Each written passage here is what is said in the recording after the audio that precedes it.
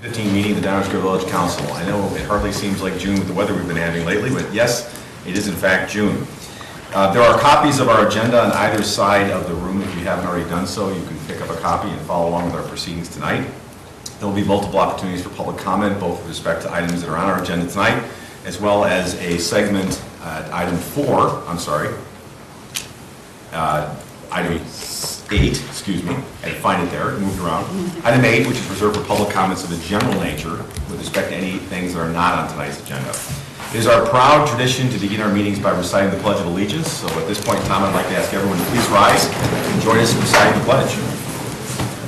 I pledge allegiance to the flag of the United States of America and to the republic for which it stands, one nation, under God, indivisible, with liberty and justice for all. Thank you.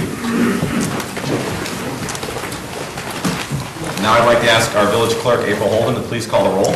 Commissioner Waldeck. Here. Commissioner White. Here. Commissioner Vatimo. Here. Commissioner Jose. Here. Commissioner Olson. Here. Commissioner Barnett. Here. Mayor Tully. Here. Thank you very much.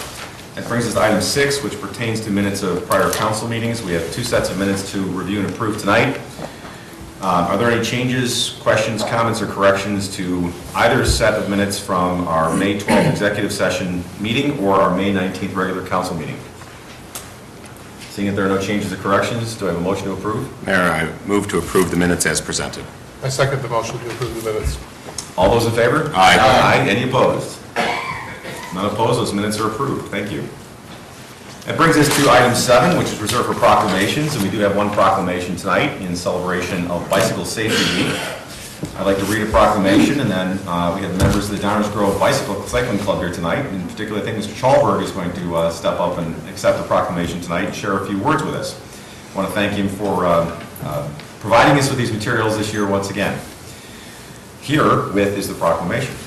Whereas the bicycle is an economical, healthy, and environmentally sound form of transportation for those who ride by choice or by economic or other necessity. And whereas the bicycle is also an excellent tool for exercise, recreation, and enjoyment of the village's scenic beauty. And whereas most bike riders and motorists receive little formal education on the laws and safety techniques governing roadway interactions between motor vehicles and bicycles. And whereas increased knowledge of such interactions will improve safety for both bike riders and motorists.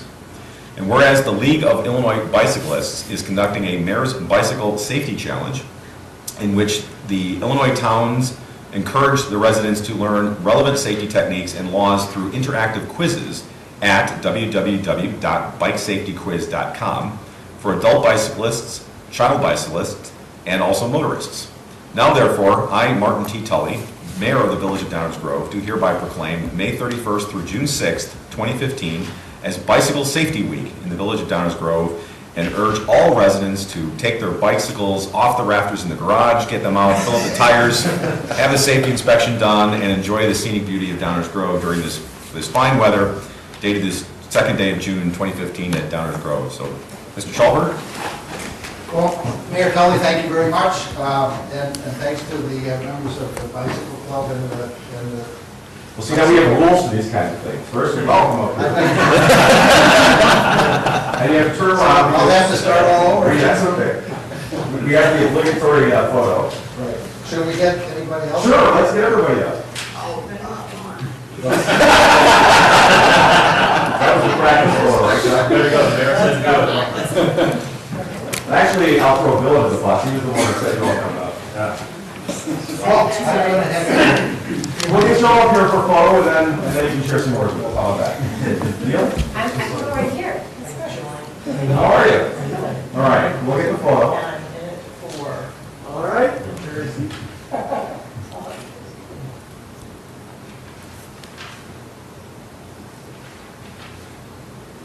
Thank you. Thank you. So I'll give this to you. Thank you very much. Thank you for coming up. Thank you. Thank you. Good to see you. Thank you. Good to see you. And Mr. Chalmers, if you want to share a few words with us about cycling in Downers Grove, we'd love to hear from you. I've been to a few meetings. I think I should start by saying my name is Bill Chalberg. I live at 1132 Curtis Street, 1A, just west of the library, and it's delightful to be here. Again, Mayor Tully, thank you. not too long ago, when the council was considering the update to the bicycle and pedestrian plan, it was clear to me that the council understood the benefits of a community that supports walking and cycling. It's a healthy lifestyle. It's a place businesses want to locate. It's a place people who work for those businesses want to live, particularly young people. So thank you very much for your support. I'm looking forward in the future to sharing with you progress that the Bicycle Task Force is making toward Downers Grove becoming a bicycle-friendly community such as Elmhurst, Schaumburg, Naperville, Batavia, Evanston, notably Chicago. Again, thank you. I appreciate this proclamation, and if you go online to www.bikesafetyquiz.com, you'll find out you probably don't know quite as much as you thought you knew. But it's a well-designed website. You get 2 chances to Thank you very much. We've got a board meeting, so we're not just like deserting the meeting. No, not at all. Thank you for being here tonight.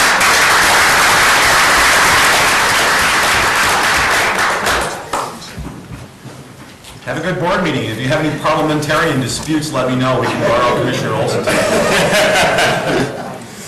Happy to do it. All right, terrific. Thank you very much for that.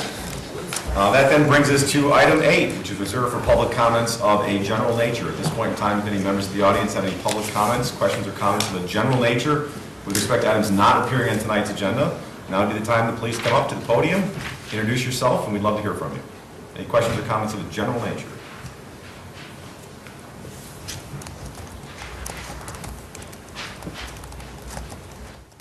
Good evening. Good evening, Laura Bowen, 829 Clyde Drive.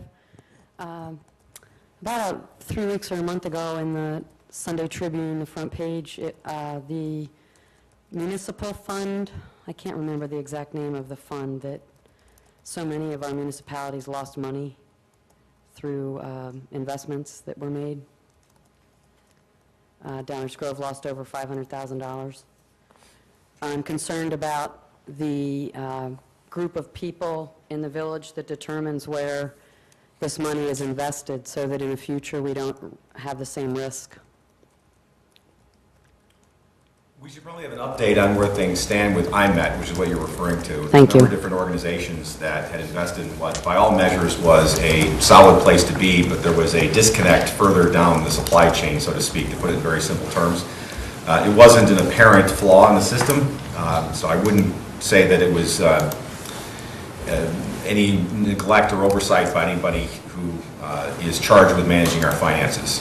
Obviously, it was something that a lot of different organizations who have a great deal of oversight ran into the same issue. Clearly, there's a lesson that we learned from this. I don't think that process is anywhere near its completion, and what the ultimate resolution may be remains to be seen. I actually was glad that we acted pretty swiftly when the news first broke, and we're ahead of a lot of other organizations in pulling out the assets that we had invested there, minimizing the risk to our organization and our community. But we're probably due for an update as to where that stands, since I did notice that article from the Triv Legal Reporter not too long ago. I know when this first happened, we had an update, and we're probably due for one again. We'll provide another update, Mayor, on how it relates to our investment policies that are the guiding documents by which we invest our money. Thank you very much. Good. Thank you. Any other questions or comments of a general nature from members of the audience?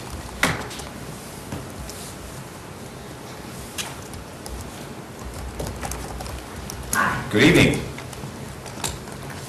I'm Connie Butler, 5925 Washington, Downers. In late January, I first came to the council and talked about my concerns about the reconstruction of our neighborhood, Clyde Country Estates. And from that time, I articulated and sent you a list. And from that time, we've had several conversations, and the council and the village management and the public works have modified some of our concerns. And for that, I'm deeply grateful. And I think, Mayor, you brought in a new feeling of saying you wanted to build bridges rather than walls. and I commend you for that. I commend you for listening to our concerns, despite the fact that sometimes we may have been less than articulate and maybe a little bit more impassionate than maybe we should have been. But I still have some real concerns.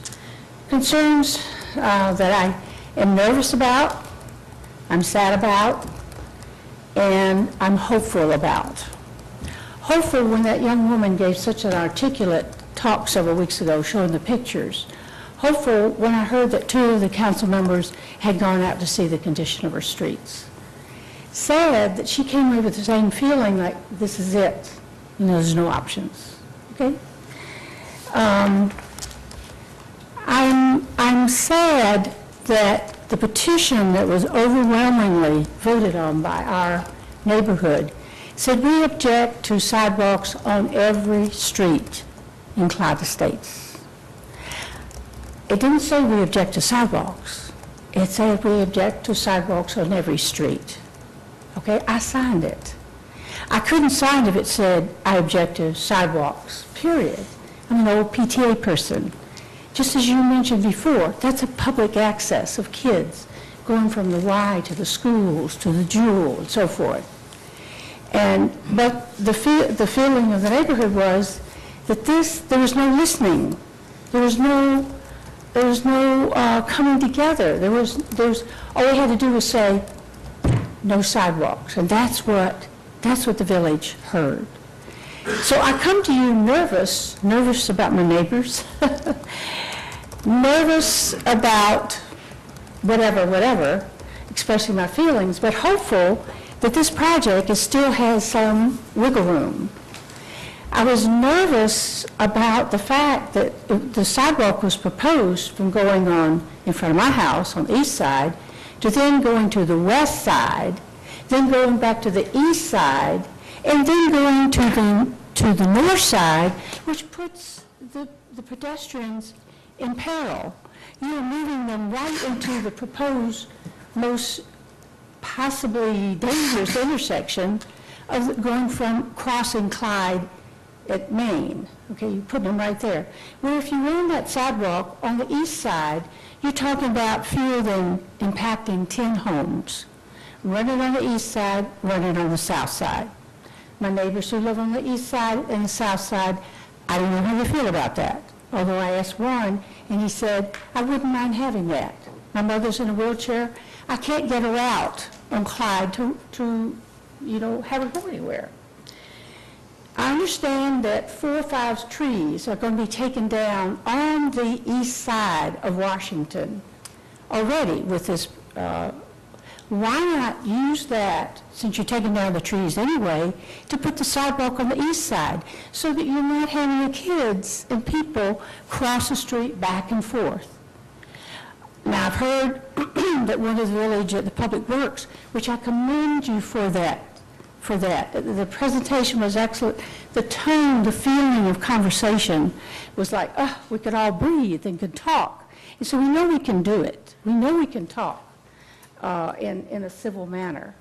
One of the village Public Works people said in answer to that conversation, well, it's a little tight in that midsection of Washington to put a sidewalk. Okay, what I in my lack of full knowledge of it means that the village doesn't own enough property to put the sidewalk there that would impact on the owner's land. If that's true, then you have an opportunity now to move the street a little bit west so that you do have that property to put the sidewalk. As I understand again, correct me if I'm wrong, that of the bidders, all the bidders for to Clyde, this project, none of them saw a need for a water retention area at that southern intersection. None of them. Okay, now that water retention area is going to be, I understand, a stormwater purification system. There exists no standing water in that area. So at the Public Works meeting, I asked someone, I said, has Downers Grove put any water purification programs like that? They said, well, 2. but they have existing water. This is going to be different. This one is different. And so I become very nervous. On the northern end of Clyde Estates, which is 2 houses on the other side of 59th Street, has been put in a water retention pond, whatever you want to call it, with stones and grasses, and it's less than attractive. Go see it. Go see it. It's less than attractive. And what I understand, correct me if I'm incorrect, that water then has been piped across that easement to Webster and will now go down Webster, okay, from Washington. Now I understand, correct me if I'm incorrect, that the 3 houses at the end of Webster at Blanchard now flood. I'm very nervous about taking land where there's no problem. And when I asked here at the council, what is the rationale for building a water retention, a purification? It's when we own the land, we can do it. And we'll do it because it's a mandate. I understand that.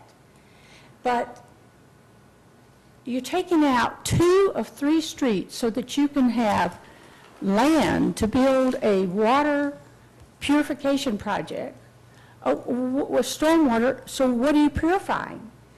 To me, and at what cost? And are there not other areas in Downers Grove that cry out for the need for water purification? So anyway, I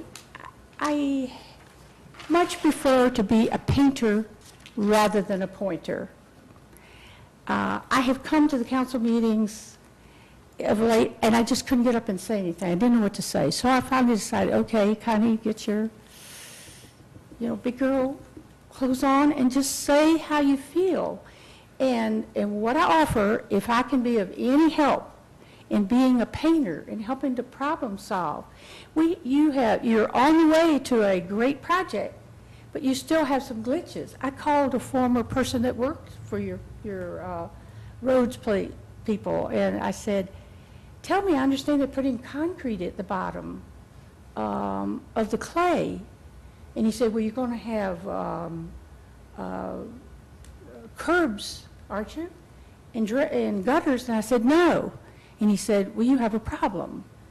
So, it's the uninformed, like myself, I'm nervous. I just have to say I'm nervous. And in closing, I appreciate so much your time. If I can help in any way to be, hopefully, an ear to listen to you, to anybody, to my neighbors, to Canvas, to find out what's going on.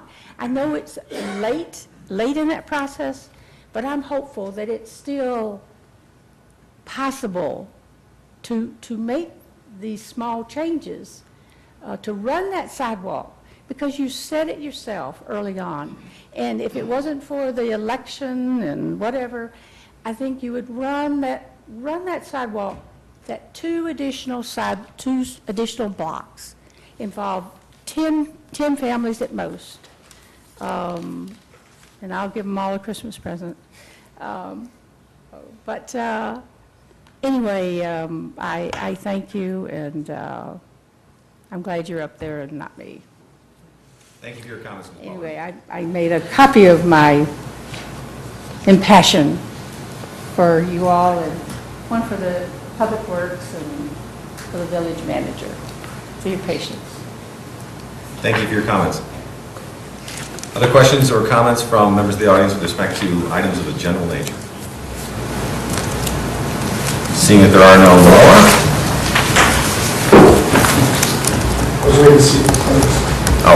Questions or comments of a general nature? Good evening. This is a general nature, yes. Hi there, I'm Pete Schluter. I live at 4945 Florence Avenue. My purpose this evening is to continue the discussion on the proposed Maple, Florence, Wilcox, and Burlington Streets rehabilitation and renovation project.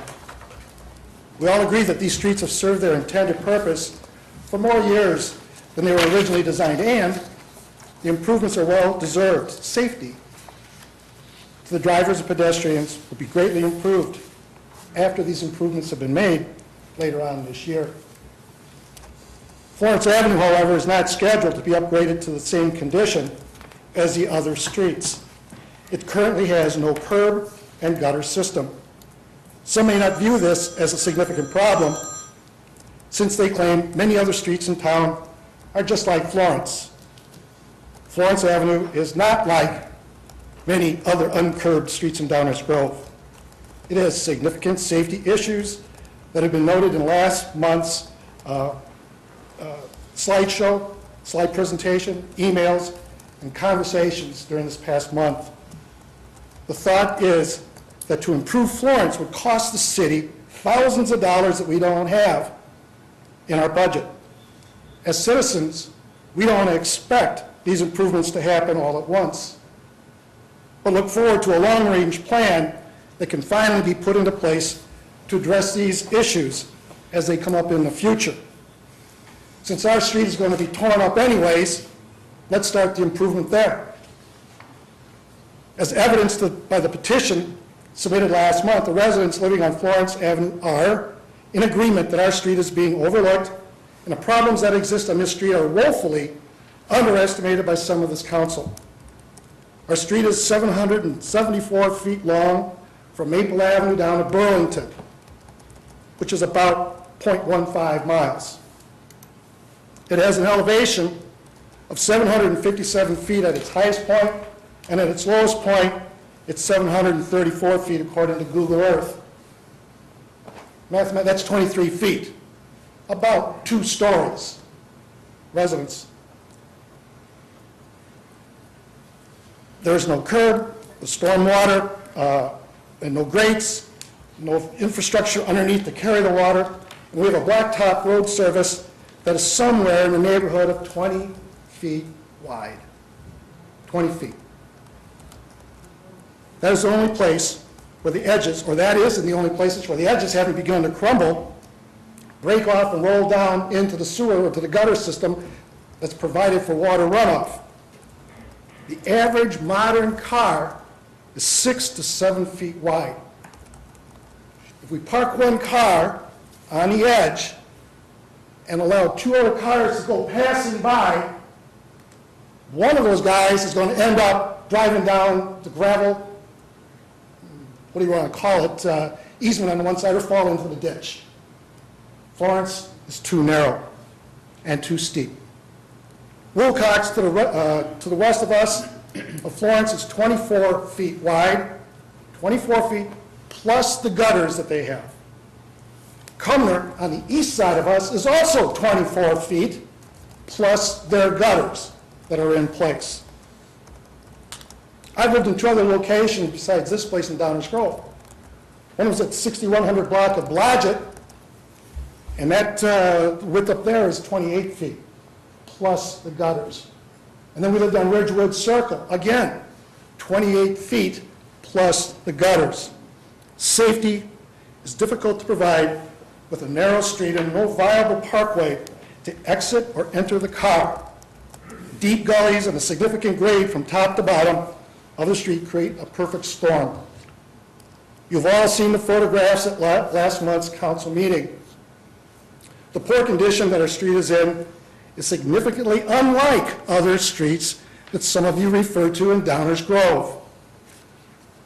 These problems are greatly exaggerated during bad weather, when the roads are slippery, when walking to and from parked cars is tentative at best, especially since the street is only plowed to one lane because of the narrow pavement and the inability of the snowplow drivers to find the edge of the road. Some don't view this as a significant problem, since they claim many other streets in this town are just like Florence. Curbs from Maple to Burlington is the solution. At the bottom of Florence, where it meets Burlington, the curb could be opened up to allow or to guide the rainwater to run off the street. It could be then drained into whatever solution you've decided, or our engineers have decided, that would fix the drainage issues at the junction of these streets. Curbs would help contain the asphalt road, guide water runoff, and help to widen a dangerously narrow street. Florence, between Maple and Burlington, is the only uncurbed street in a quarter square mile area.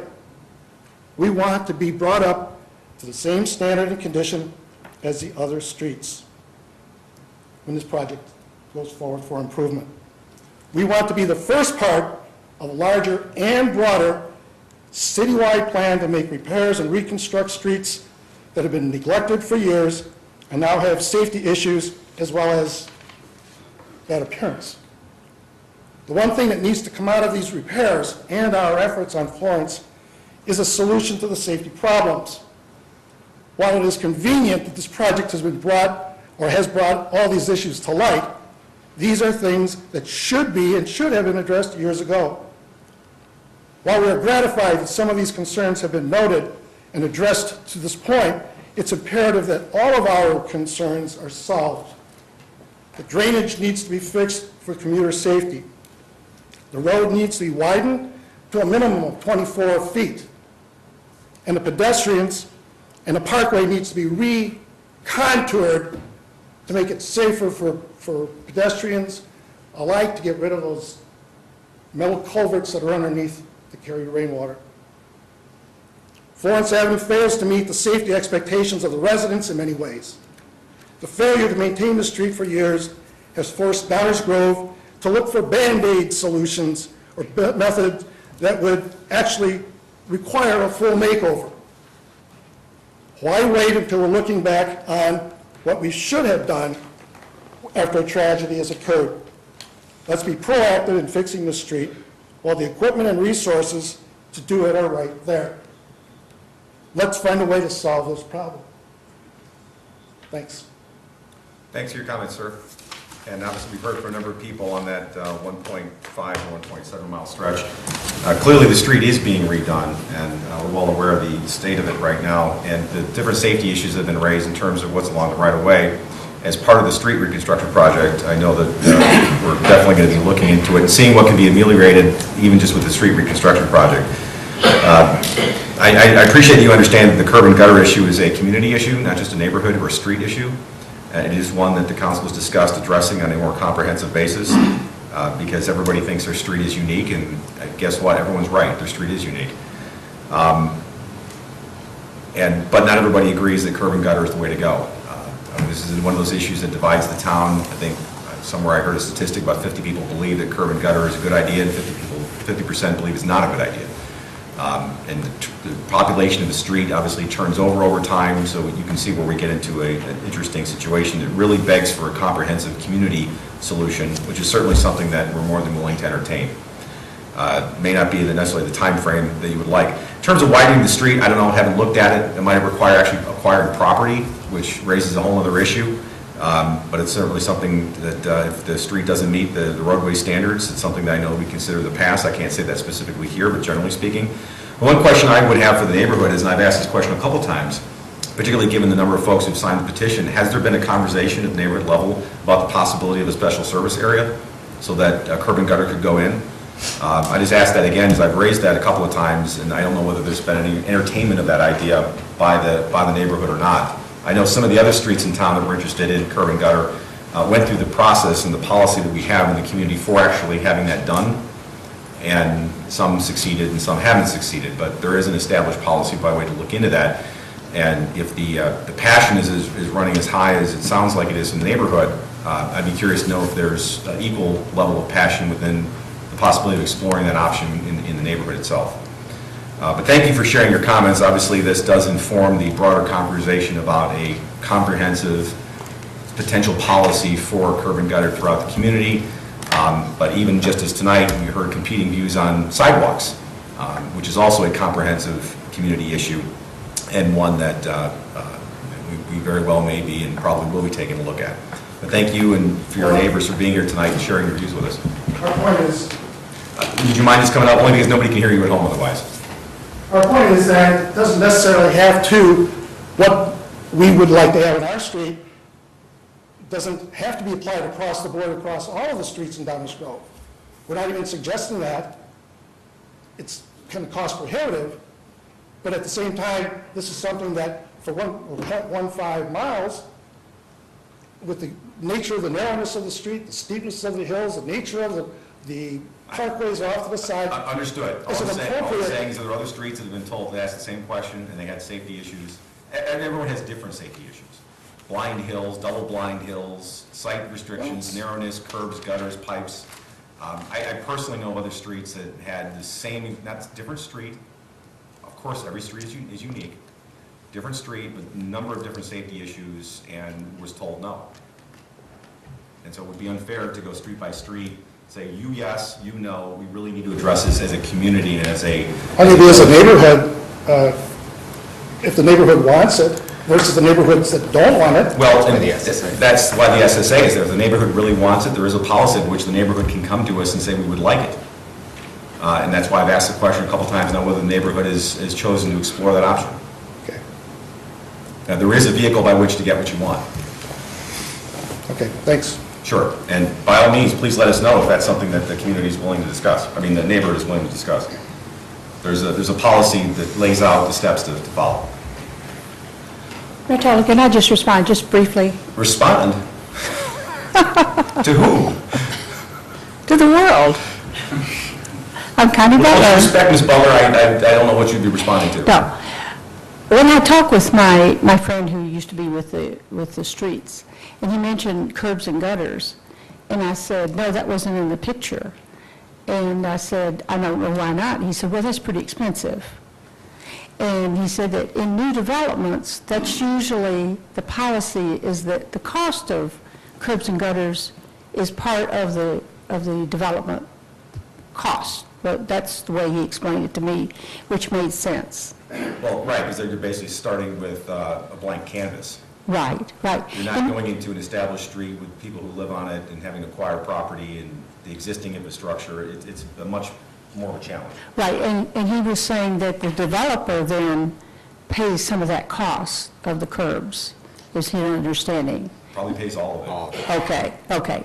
So that was helpful to me. And the other thing that led me to believe is, when I had my haircut recently, there was the Bugle. Looks very nice, by the way. No, thank you. Had to do with my 78th birthday. Happy The Bugle had, I opened it when I was waiting, and there were 3 articles about roads, one from Woodridge, one from Lyle, and one from Westmont, or maybe it was Woodridge. Woodridge, Lyle, I think it was, and Westmont. The one in Woodridge, it was a question and answer where they had the community, and the people from the public works said, and had a written thing about what all this stuff costs. And I was just thinking, wouldn't that be helpful so that you wouldn't have me coming up and everybody else coming up who just really don't understand about curbs and gutters, don't understand about the cost, don't understand about the streets, don't understand about the construction. Anyway, I just put that out. If you ever need help in putting that together, I'm happy to do it. I'm happy to help, whatever. We appreciate your offer. Actually, you reminded me of something that at some point in time I was going to raise again, and that is we used to have a program called At Your Service. And the purpose of that service was to use the village's cable TV station to feature different issues and feature different staff members or departments within the village to talk about issues that perhaps people aren't as fully informed about because, for no other reason, everyone's very busy. We have a lot of things to attend to in our daily lives and don't normally lay awake at nights thinking about the cost of curb and gutter in an established neighborhood. We might want to consider bringing that back. Now, I guarantee you, even if we do that, there still will be some people that won't know it because, let's face it, folks are busy. But it was a good program when we had it. We should probably consider about bringing that back. I know Mr. Kozlowski's over there smiling ear to ear because he remembers the program I'm talking about. Thank you. Then, there being no other comments of a general nature, we'll move to item 9, which is our consent agenda. Do I have a motion to approve the consent agenda? Mayor Tully, I move to approve the consent agenda as presented. I second the motion that was just made. Are there any questions or comments from any members of the public with respect to any of the items on tonight's consent agenda? Are there any questions or comments from members of the village council with respect to the consent agenda? Hearing none, may I have a roll call, please? Commissioner Olson? Aye. Commissioner White? Aye. Commissioner Waldeck? Aye. Commissioner Patimo? Aye. Commissioner Jose? Aye. Commissioner Barnett? Aye. Mayor Tully? Aye, the consent agenda passes unanimously. It brings us to our active agenda, item 10. We have several items on our active agenda tonight. First, do I have under item 10A as an apple, do I have a motion to adopt an ordinance amending parking revisions on Douglas Avenue? Mr. Mayor, I move to adopt an ordinance amending parking restrictions on Douglas Road as presented. I second the motion to amend parking regulations on Douglas Avenue. Any questions or comments from the audience? Other than we need to speak up? Any questions or comments from members of the village council? I'll just point out, with Commissioner Olson's motion, does that now officially change the designation of Douglas on the village map? I'm sure it is what it is. Roll call, please. Commissioner Olson? Aye. Commissioner White? Aye. Commissioner Waldeck? Aye. Commissioner Fatimo? Aye. Commissioner Jose? Aye. Commissioner Barnett? Aye. Mayor Tully? Aye. Matter passed unanimously, brings item 10B as in boy. Do I have a motion to adopt an ordinance amending parking restrictions on Grant Street? Mayor Tully, I move to adopt an ordinance amending parking restrictions on Grant Street as presented. I second that motion. Questions or comments from the audience? Questions or comments from the village council? Roll call, please. Commissioner Olson? Aye. Commissioner White? Aye. Commissioner Waldeck? Aye. Commissioner Fatimo? Aye. Commissioner Jose? Aye. Commissioner Barnett? Aye. Mayor Tully? Aye. That also passes unanimously. Brings us item 10C as in Charlie. Do I have a motion to adopt an ordinance amending parking restrictions in the McCullum Park area? Mayor Tully, I move to adopt an ordinance amending parking restrictions in the McCollum Park area as presented. I second that motion. Questions or comments from the audience? Questions or comments from the village council? Roll call, please. Commissioner Olson? Aye. Commissioner White? Aye. Commissioner Waldeck? Aye. Commissioner Fatimo? Aye. Commissioner Jose? Aye. Commissioner Barnett? Aye. Mayor Tully? Aye. That passes unanimously. Brings us item 10D as in David. Do I have a motion to adopt a resolution to approve the final plat of subdivision with exceptions for 1350 35th Street, excuse me. Mayor Tully, I move to adopt a resolution approving the final plat of subdivision with exceptions for 1530 35th Street as presented. I second that motion. Questions or comments from the audience? Questions or comments from the council? Roll call, please. Commissioner Olson? Aye. Commissioner White? Aye. Commissioner Waldeck? Aye. Commissioner Fatimo? Aye. Commissioner Jose? Aye. Commissioner Barnett? Aye. Mayor Tully? Aye, that passes unanimously and brings us item 10E as in Edward. Do I have a motion to adopt an ordinance amending certain provisions of the Downers Grove zoning ordinance? Mayor Tully, I move to adopt an ordinance amending certain provisions of the Downers Grove zoning ordinance as presented. I second that motion. Questions or comments from the audience? Questions or comments from the council? Roll call, please.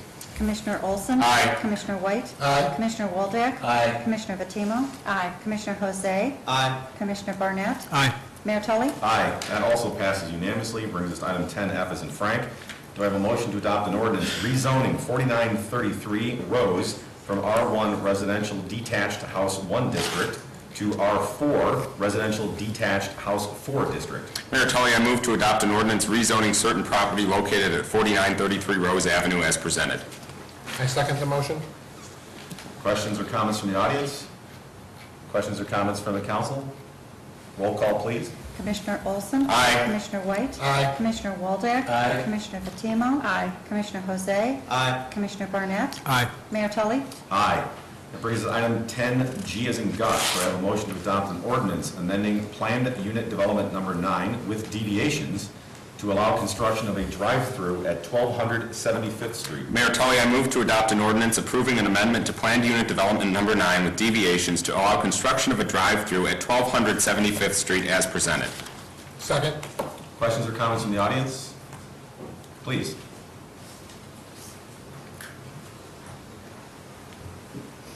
Good evening. Good evening. My name is Patrick Romer. I'm a small business owner. I'm the owner of the Dunkin' Donuts project before you today. It's a tough and competitive environment. I'm someone who's mortgaged his home and works a budget to the penny.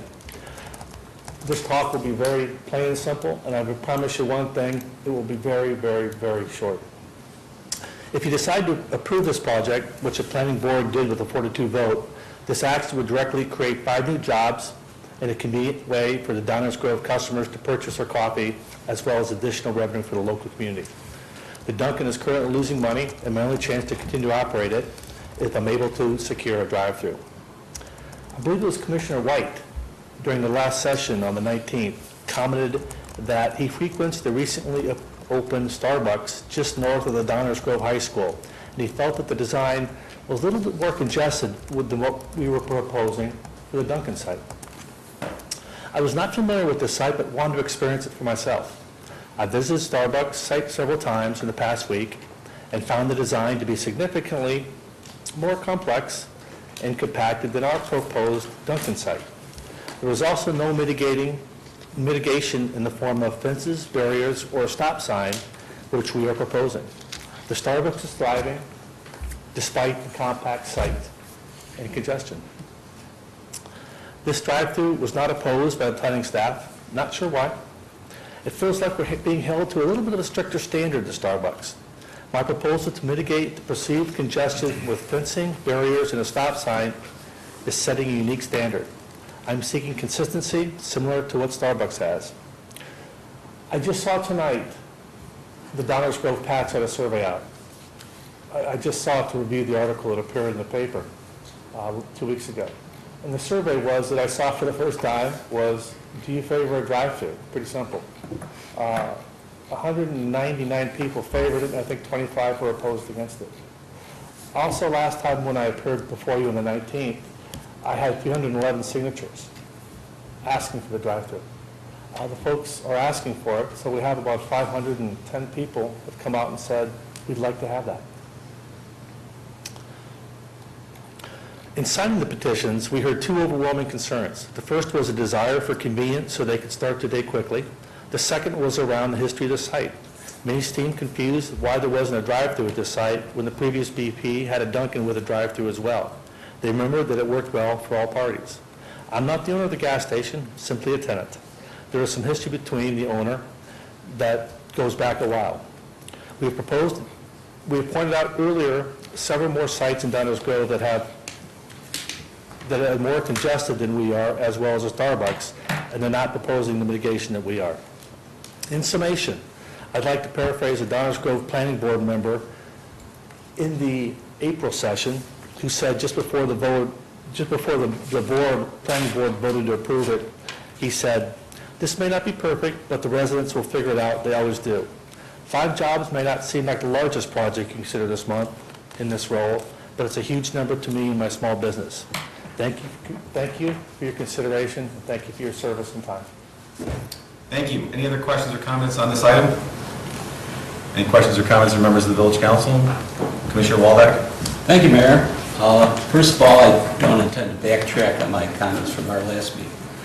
Let me add that unlike members of the council, myself included, staff has a great amount of expertise and knowledge, and they also have a plethora of professional planning and expertise to draw on. Suffice it to say that they know much more than current or previous versions of the Village Council. Staff is also charged with working with petitioners to try and make projects work. It behooves staff to accommodate good business within best practices, guidelines, and standards. It is infrequent that staff would give a negative evaluation to a petitioner reaching this stage in the approval process. Their recommendations should be considered quite seriously, and to ignore standards and practices by staff would mean not only lowering the bar, but would encourage other business petitioners who fail to meet standards to roll the dice and seek council approval. It's because of our standards that good business wants to locate in Downers Grove. To have low standards will make us less attractive to quality business.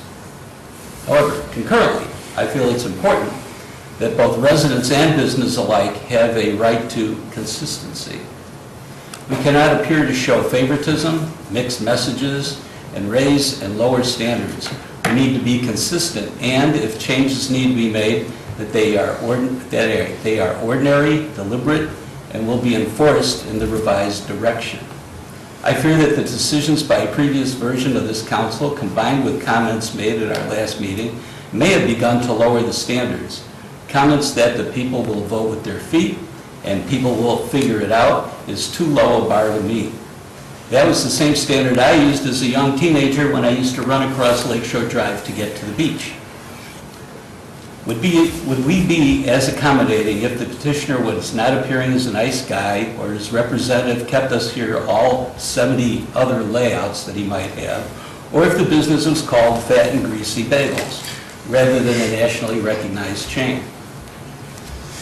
I will vote to approve the petition based on the need for consistency and the message that is currently out there. However, I would like to see staff and council work together to develop a new standard that is safe, responsible, and will be a good direction for staff and enforced by the village council. Thank you, Mayor. Thank you, Commissioner. Other questions or comments from the council? Commissioner Jose. Thank you, Mayor.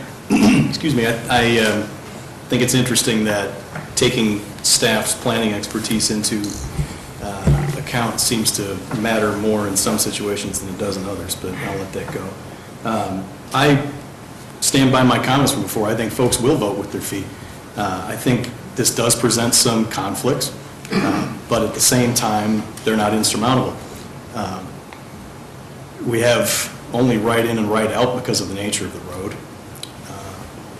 And I think that, regardless of where we think the standard should be, we have to deal with what the standard is. And these other projects have been approved, whether it's within the last couple of years, over the last couple of decades. And those are what they are. And we have to live within that reality. And the reality is that all you have to do is meet the standard. The folks at Barbary had a saying that you didn't need to be the highest test taker, the highest scorer on the bar exam. You only had to pass the bar by one. You still got your law degree. And I think that's the situation here. We've got a point where this project may not pass by leaps and bounds, but it, in my mind, clears the bar. And so I will be voting for it. Thank you, Mayor. Thank you, Commissioner. Other questions or comments? I just want to dispel the notion that just because occasionally council, or maybe not so occasionally, the council will disagree with a staff recommendation or a board and commission recommendation, that means anything other than ultimately the council are the policymakers on those topics that they are supposed to make policy on. We have standards, we have life experiences, we live in the village, we weigh and consider what is presented to us, and we make a decision. Sometimes we agree, sometimes we don't agree, sometimes we have split votes. A lot of it is very reflective of the views of the community, quite frankly. There are certain things you can't change. We don't have any people coming to us and asking us, gosh, I can really build that addition on my house much more cheaply if you let me use Chinese asbestos fiberboard. And we said, okay, sure, why not? Because you want to save money and you're a nice guy. We're not talking about that kind of an issue here. We're talking about an issue that there's room for a difference of opinion. Staff made a recommendation, as they often do. We always respect and take very weightily staff's recommendations, but we don't always agree. Sometimes we agree, sometimes we disagree. Sometimes we come up with something that's different, and it's a way of achieving an and rather than an either or. It's no different than the way we function with our boards and commissions. Sometimes our zoning board or our planning commission or other boards will make recommendations, and we don't always agree with them. Sometimes we do, sometimes we don't, sometimes we do something different. It's all part of the process, and no one should take anything away from this other than the process is working the way it's supposed to. I tend to agree I can understand why there would be a recommendation against this drive-through, but I don't think it is the example I gave of someone asking permission to put asbestos construction materials into their project. I think this is something that does clear the bar, in my opinion. Obviously, there are other things that we can do down the road should some of the parade of horribles arise that possibly could. But we also want to be known and pride ourselves on being facilitators and not regulators within reason. And I think this is an opportunity to expand on that reputation. Any other questions or comments? Hearing none, roll call, please. Commissioner Olson? Aye. Commissioner White? Aye. Commissioner Waldeck? Aye. Commissioner Fatimo? Aye. Commissioner Jose? Aye. Commissioner Barnett? Aye. Mayor Tully? Aye. Matter passes unanimously and brings us to item 10H as in Harry. Do I have a motion to adopt an ordinance authorizing a special use for 1275th Street to permit construction of a drive-through? Mayor Tully, I move to adopt an ordinance authorizing a special use for 1275th Street to permit construction of a drive-through as presented. That motion is seconded. Any questions or comments on this related matter? Any questions or comments from the council on this related matter? Roll call, please.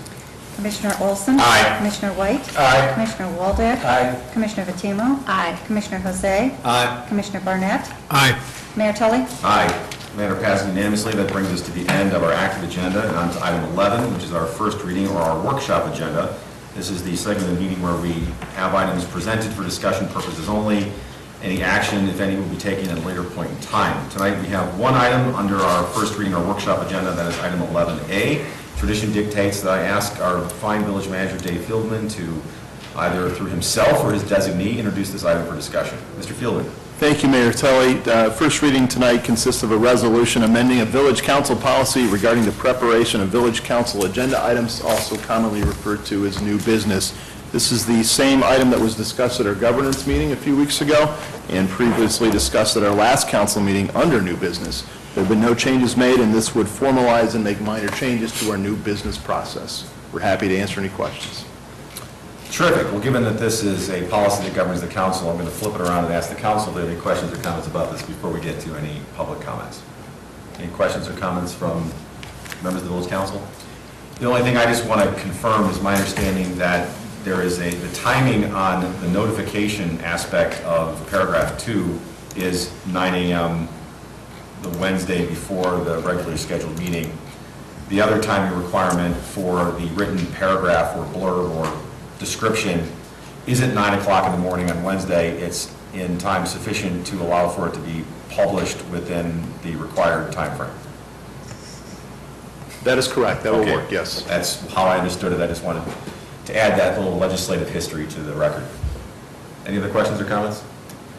Questions or comments from members of the audience? Hearing none, that. Mayor, I got a question. Sure. My reading of this is essentially no particular change, but for the intention that things be written. Is there some part that I'm missing beyond that? It formalizes the process to put it in writing, and it makes changes to, it clarifies the amount of staff time spent as a general rule in item 3. Clarifies or memorializes, really, right? Yes, it's a practice that we've been using for a decade or so. Okay. It's a fair comment, Commissioner, because one would ask what's different from what we've been doing as opposed to what's different on this document.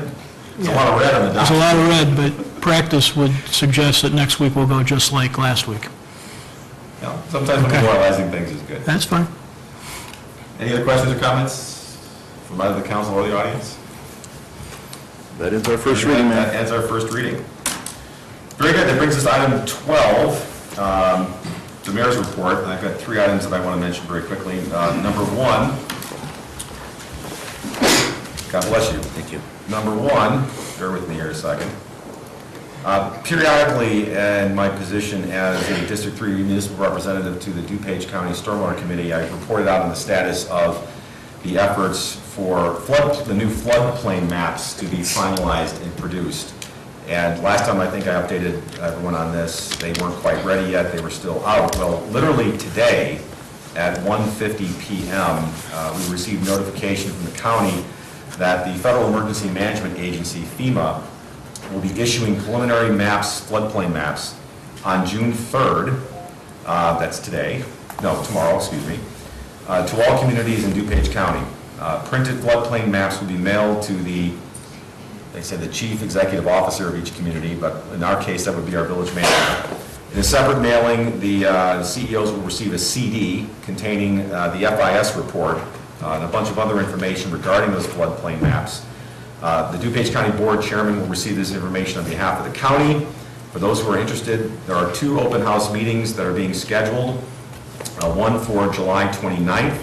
That is there are 2 meetings both on July 29th.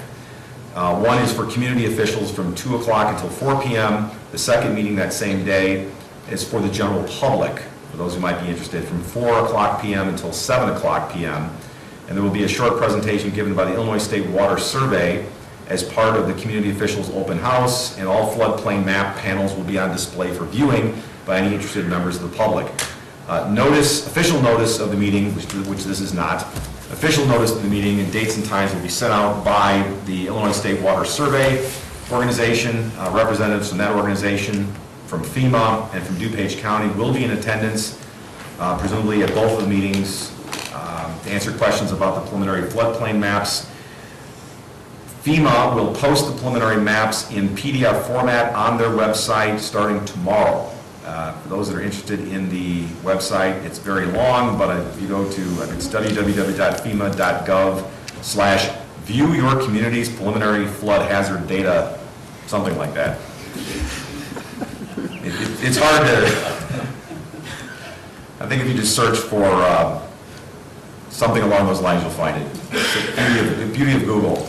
The ISWS hosted site will have JPEGs of those same floodplain panels at a much easier web address, www.illinoisfloodmaps.org. So anyone who's been following this development of the new floodplain maps and is interested in seeing them, I wanted to share that information with both the council, our staff, and members of the public. Mayor? Sure. I got a question about that. As far as you know, will there be any efforts from ISWS, FEMA, or the county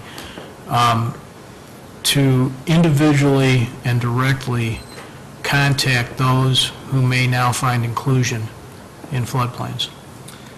The idea, I mean, obviously water is a challenge, certainly in Downers Grove, elsewhere in the county, Elmhurst I know has challenges.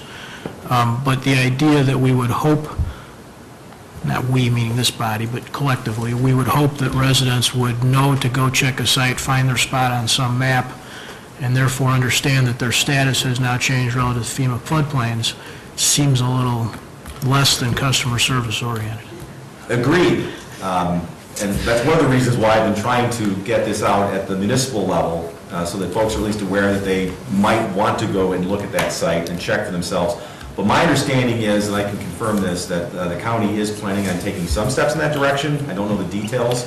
I know that some individual county board members, in particular County Board Member Pete DeCiani, is actually actively reaching out to people, particularly because of his origins in Elmhurst, and had a lot of problems with floodplain issues there. So I know that in that instance, he is reaching out to people who he knows to be affected or who maybe have higher level concern about that issue. I think it's something that we may want to reach out to our county board representatives in District 2 and 3, and I'm sure they would be happy to because they're typically involved in these meetings. Some of them sit on this very committee. And oftentimes they are aware of who the folks are that have these concerns by prior interaction, and we'll reach out to them. I will follow up with them and follow up with the committee, because again, this actually happened after our meeting, happened this afternoon. So I'll find out what steps might be taken to reach out to folks who either have a concern or should have a concern about their placement in the new floodplain maps.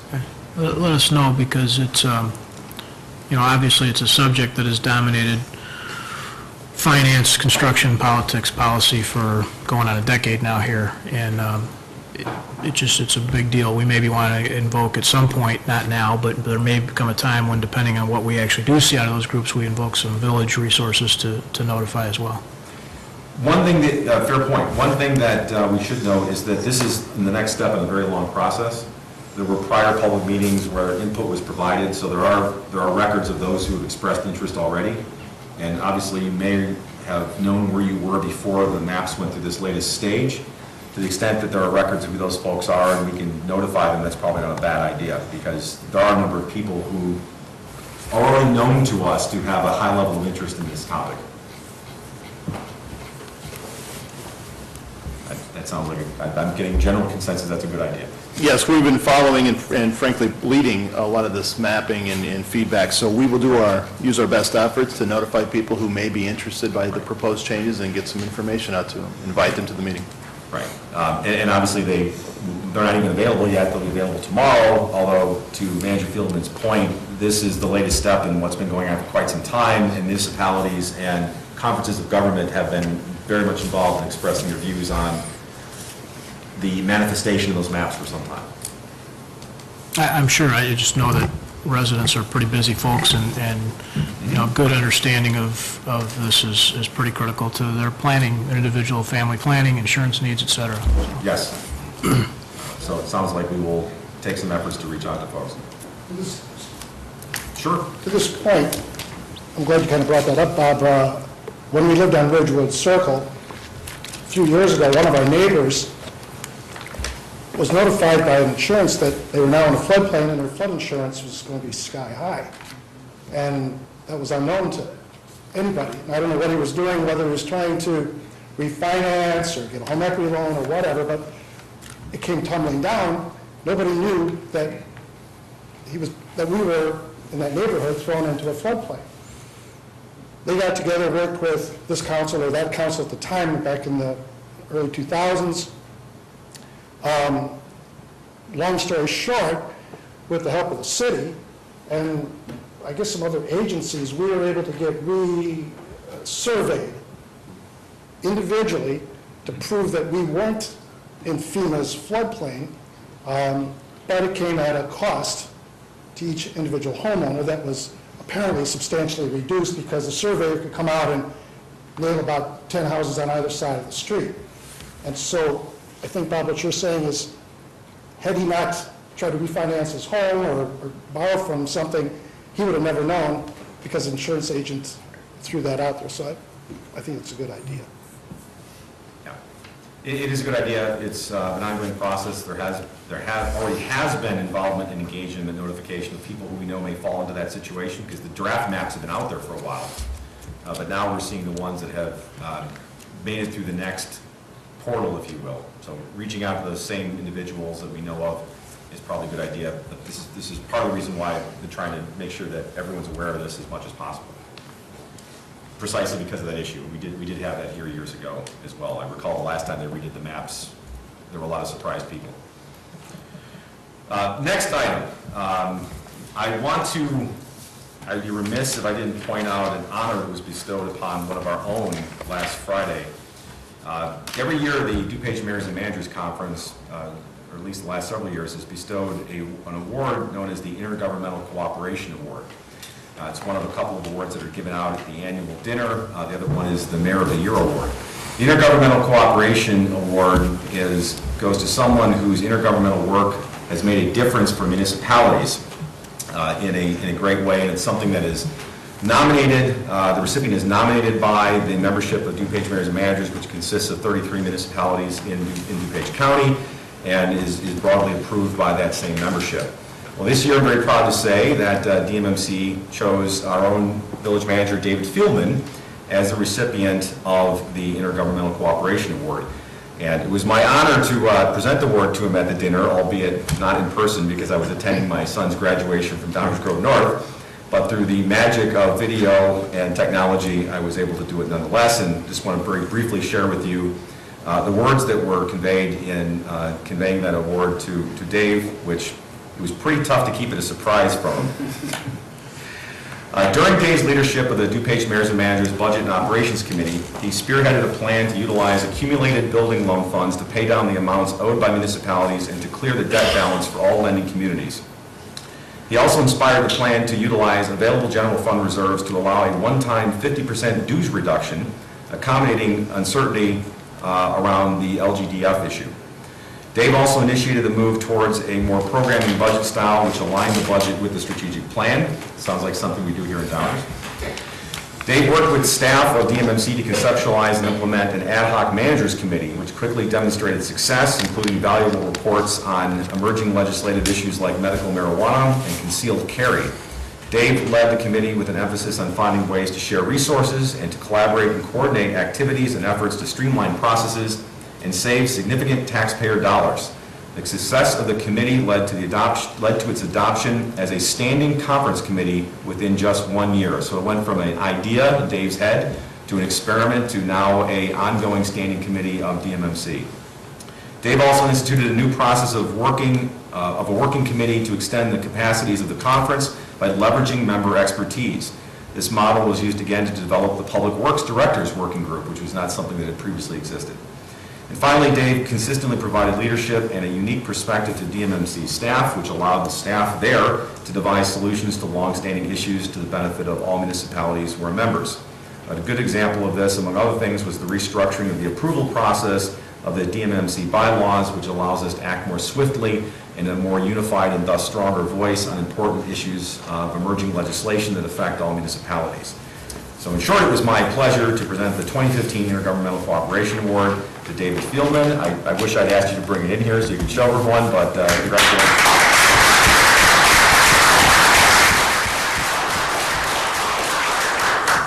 It was well deserved. Now you've heard the speech in person rather than just on video. Thank you, Mayor. And last but not least, under my report, there are just 22 days left until the Rotary Grow Fest, and hopefully the weather will cooperate with that event. That's the end of my report. That brings us to item 13, the manager's report. Mr. Fieldman. Like everything we do here in the Village of Downers Grove, the award that the mayor mentioned is really the product of the staff work here at the Village of Downers Grove, the staff work at the DMMC, and the leadership of Mayor Tully. So humbled and honored to receive that award, and then very quickly sent my gratitude to all the staff members here that actually worked on those projects, and I was just a part of a larger team. So thank you so much, Mayor Tully. No report tonight. Thank you. That brings us to item 14, and thank you to everybody who Dave delegated to. So I'm sure he stood on the shoulders of others, as we all do. That brings us to item 14, council member reports. Do members of the village council have any items of interest or goings-on in the community that they would like to share with the rest of the council or the community? Commissioner Barnett. Not so much an item, Mayor, as a clarification. What, in process with the agenda? We have our written new business issue and member reports, which are generally as you described. What would be the preference of certainly the chair and my colleagues going forward if we wanted to react to issues brought up by the general public at the beginning of meetings not on the agenda already?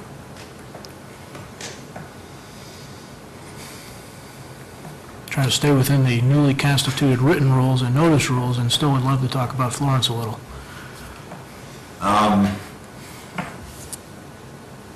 That's a good question. We probably should take that up as part of our governance conversation. It's not really new business. I suppose it could be new business. But in terms of general discussion, perhaps council member reports would be the best place. Mayor, if I could. But I don't want to answer on the fly. Mayor, I'd suggest that this, if there's a specific direction that council members want to give or commentary that they might wish to make, I would suggest that this be a part of the new business discussion, and that a new business item be noted and prepared so all council members could have the ability to both hear the resident but also have some time to consider the item and see it in writing. What I would hate to see is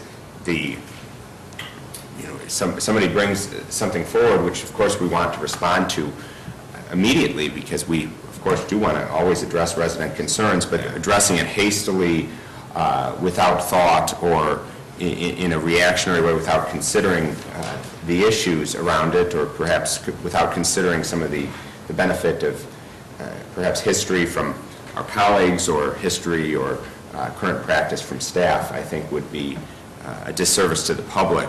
So I'd recommend that it be an item the council member could note in the new business portion that they'd like to bring this up for discussion further next week. You actually, both of you have reminded me that we did kind of touch upon this at the governance meeting. This question was posed, what would be the best way to raise it? Now I am reminded that I don't know if we decided the issue, and obviously I would defer to the collective body here, but I think what we had talked about is that when something came up, if it sparked a desire for a member of the council to then raise it as a potential action item or even a topic of discussion, that rather than responding to it on the fly like that without the benefit of information for either that person, for the public, or for the others on the dais, that we would use that new business approach and see how that works out. And I do remember we did. I think we talked about it. I don't know if we finally resolved it, but I think that's where we left it. Yeah, we danced around the idea of what constituted action and direction. Right. That was the issue. Clearly, nobody wants to spring on anybody who's unprepared to decide direction. Why don't we try it as part of the new business procedure and see if that works? Like that, I do remember that is where we left it. Any other council member reports? Mayor, I do have a report. I wanted to note that I think the vast majority of Downers Grove lies in Downers Grove Township, and Bill Swanston, who has been a trustee of Downers Grove Township for over 30 years, is retiring and stepping down from that position at the end of this, at the next meeting of that board in June. So I just wanted to extend congratulations and thanks to him for his many years, over 30 years of service to Downers Grove Township, which encompasses much of the village of Downers Grove. The other item I wanted to raise is if you go to the village website, www.downers.us, you'll find applications for boards and commissions. This is a great way for residents to get involved in the community and in some of the processes that we have in this village. And so I'd encourage residents here and at home, or anyone to view those materials, take a look at those boards, and if so interested and willing to serve, that they take that chance to apply, because it is the assistance of course, our staff, but also the volunteers, the community members who are volunteers on these boards and commissions that help us as council members to make well-informed and good decisions for this community. So I just want to remind everyone that that is out there, and to encourage everyone in the public who's interested to take a look at that website, and if they're so inclined, submit an application. That's all I have tonight, Mayor. Thank you. Any other council member reports? Very good. That brings us to item 15, council member new business. Are there any items of new business any members of the village council would like to bring up tonight? Hearing none, we are not going to adjourn formally. What we're going to do tonight under item 16 in a moment, item 16 and 17, is to adjourn into the committee room next door. Everyone is welcome to join us, of course. Is to adjourn in the committee room next door to begin the first of our long-range planning session meetings. And we're looking forward to that discussion. So if you can, please join us next door. At this point in time, I'll ask for a motion to adjourn to the committee room to take up our long-range planning session discussion. And of course, all of that will also be televised, just with a different scene. Mayor Tully, I move to adjourn into the committee room for a long-range planning discussion. I second that motion. All in favor? Aye. Any opposed? Thank you. We are adjourned next door. For those of you watching at home, thank you and good night for now. Few opening comments, a reminder of long-range plan, what we do, why we do it, and how we go about doing our long-range planning. We've been using this format since 2009, and it has driven great successes throughout this organization. As a reminder, the long-range plan is an opportunity for the council, the staff, and the community to discuss issues that we're facing now that will affect our long-term future, and to really put in place strategies and solutions to address those things. So our long-range plan is financially focused and outcome-driven. What does that mean? It means it's a combination of strategic planning and financial planning. So throughout this process, we will sometimes be talking in terms of budgets and finance and dollars, and sometimes be talking about desired outcomes, long-range things, vision, objectives for our community. During long-range planning, we identify trends and issues that we face now that affect the long-term future of this village. So it has a very real element to it, and it has a far-sightedness element to it as well. We like to say we consider issues now that affect us in 4 years and still will be affecting us in 40 years. Once we've identified those trends and issues, we work together as a team to identify general solutions and strategies to those issues. Oftentimes those solutions or strategies are things like, well, clearly we have an issue, and over the next several months we'll put together a team to work on these things. Our long-range plan also includes a work plan, or council-identified priorities. It sets the work plan for this council. It's a 2-year work plan, often consisting of about 10 to 15 work items that we've identified as council priorities. This plan is used on a daily basis by our staff leaders, our staff team members. We refer to it as we go about making day-to-day decisions. And it is the key driver to the preparation of annual budgets. In fact, you may hear Mayor Tully say at the budget time, well, there's no new issues here because we've talked about these issues in long-range planning. Speaking of that, there's a variety of types of work that we all do as council members, as staff members, and we've used in previous meetings this idea of a flight analogy, where sort of the high-level work is characterized as flying the plane at 50,000 feet, and then day-to-day service interactions are characterized as runway interactions. Well, we are now operating for purposes of long-range planning right at the 30 and 40,000 foot levels, goals and objectives, and council priorities. So that in a nutshell is our long-range plan process. I want to talk a little bit about our schedule. We do long-range planning over the course of the summer. We have 5 meetings planned, starting here tonight, June 2nd. and then 2 meetings in July and 2 meetings in August. At the July meetings, we will address our general operations, our general fund, day-to-day operating activities. We'll identify trends and issues, strategies, and solutions that affect our general fund. On July 21st, we'll do the same thing, only this time focusing on infrastructure, streets, sidewalks, stormwater system, village-owned buildings, also known as facilities. All of these types of things get discussed in some detail on July 21st. Then on August 4th, we've identified an issue that we've all been talking about as a community and certainly as a council and staff team over the last several months, and that's the issue of increased real estate development pressures on our neighborhoods. The economy has definitely improved, and we're facing all sorts of land use and planning and zoning type issues that have come before this council. It is at the August 4th meeting that we've earmarked to discuss those types of trends and issues. And on August 18th, the last of the meetings, we kind of pull all these things together and come up with our 2-year work list, also known as council high priority action items. It is at this meeting those final actions are identified and prioritized.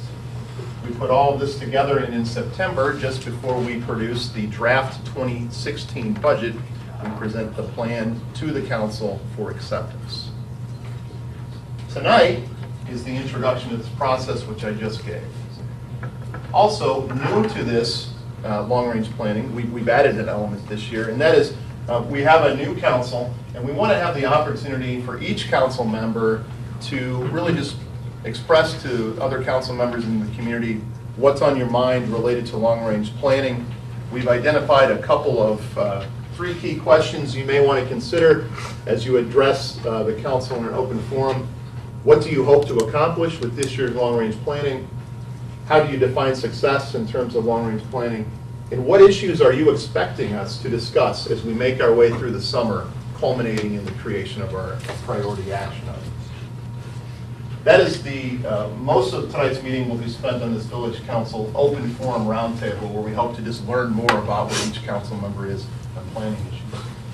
And then at the end of the meeting, we want to review our existing goals that have been in place since 2010 and make any modifications to those goals if necessary. Mayor, I'm going to hand it over to you for roundtable, and Mike Baker and I will be your scribes writing these ideas as we hear them on the whiteboards. Terrific. Thank you for the introduction, Dave. Just want to underscore a couple things. One, the purpose of tonight is, as Dave described, is to have a conversation with the members of this constituted council, because we have a different council, as we do every 2 years. There are differences. But we have new members of this council who didn't participate in long-range planning previously. So really what we want to do here tonight is to hear what everyone has on their mind in terms of things that they would like to accomplish, both in the short term and then in the long term. And it's really an invitation to share your ideas. Some of you have already done this. Some of us have already exchanged some ideas and projects and things we would like to accomplish, whether it's ordinance rewrites or particular other goals and objectives. But what I would like is for everyone to sort of share what's on their mind. What have they been thinking? What would they like to achieve? What would they like to accomplish? Again, both short term, and by short term I would say roughly something can be done within the next year. Long term would be something that's going to take multiple years to actually develop and implement to a successful outcome. As part of that, I don't want to necessarily at this point have a discussion on the merits of those ideas. I really want to encourage everyone to get their ideas and goals and objectives out. At this stage, I don't want to debate what the merits are. We're probably not equipped to do that, particularly for those of us just hearing something perhaps for the first time. As we were discussing earlier, probably not the best equipped to start judging or gauging the wisdom, the practicality, or even the feasibility of the idea.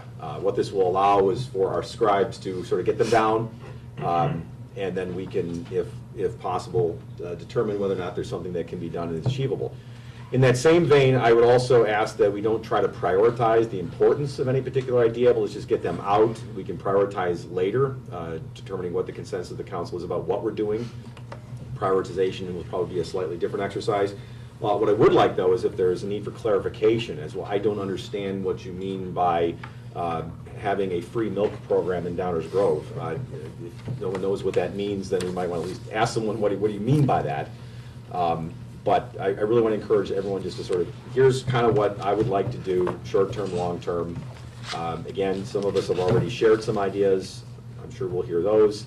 But I'm going to try just to listen a lot to one another, hopefully, and make sure that we understand what the ideas are, understand what the goals are, and then we can move at a later point in time once we have an opportunity to have more information in terms of what's actually wise, practical, feasible, and then what kind of prioritization vis-a-vis the other things that we have to do as an organization.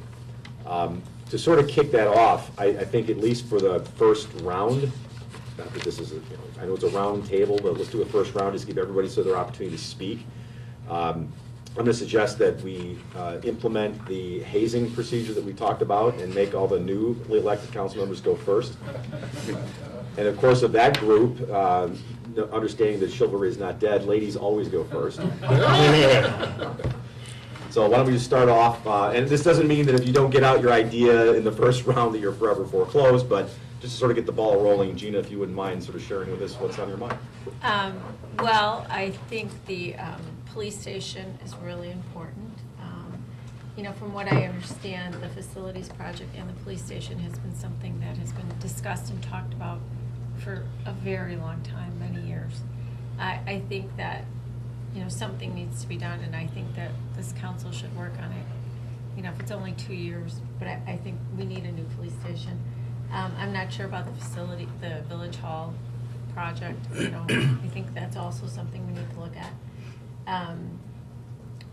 You know, and the other really important thing for me is the stormwater fee. I want that to be put back into our taxes. I don't think the fee is the right way to go.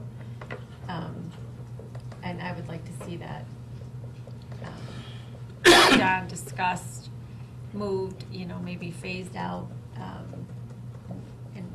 into some kind of process. You know, and those are the two big ones for me, I think. You know, and I would really like to see that those things happen while I'm on this council. I know 4 years isn't a long time, but, you know, not just talk about it, but actually do something about it. That's what I have. All right, very good. Thank you. I'll move over to Bill White. Yeah, so which Bill here? Well, I agree with both priorities that Gina raised. I think those are issues that we need to address in the next 2 years. In addition, I very much want us to start and complete the 5-year review of the comprehensive plan. And to be very specific, I think it'd be really cool. It may not be feasible, it'd be very cool if we could vote to adopt the update on the 5th anniversary of it first being adopted, which would be October 4th, 2016. It was first adopted October 4th, 2011. So it's a sentimental thing, probably doesn't really matter substantively, but I think that would be cool. That'd give us a year, basically, to get that done. I think a lot of things can flow into that if you want to make bullet points under that. I guess to talk about developing consensus regarding the proper role of village government and human services. What tools we're willing to use to accomplish historical preservation, what our goals are, what tools we're willing to use, and how we can accomplish tree preservation. And this probably deserves all the shit.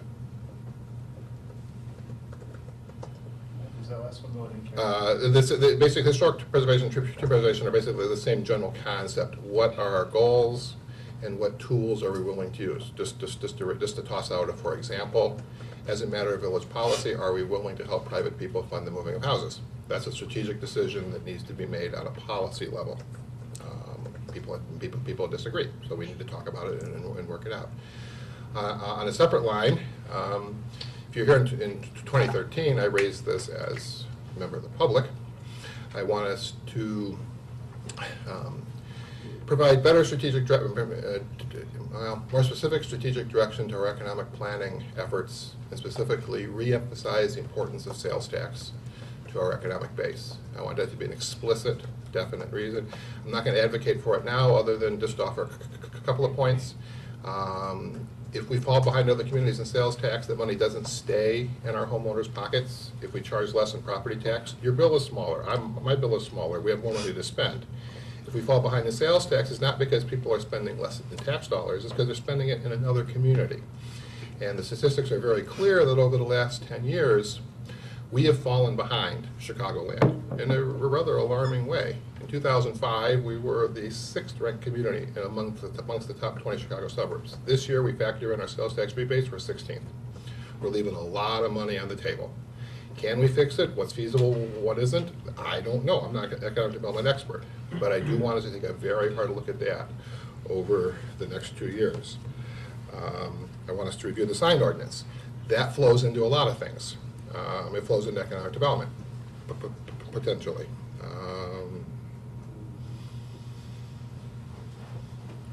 And then, let's see,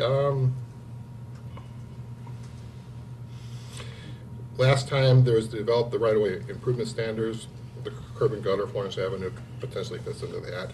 That's now we're getting priority. So I think I gave you a pretty comprehensive list of what I'd like to do in the next 2 years. Thank you. Bill Waldeck. Thank you, Mayor. I'll try and keep it at 50,000 feet, but if I start hitting the runway, just ask me to pull up. Most of what I have has already been touched upon. Facilities, specifically the police station. I'm not in favor of moving it to Ogden, but there are other choices.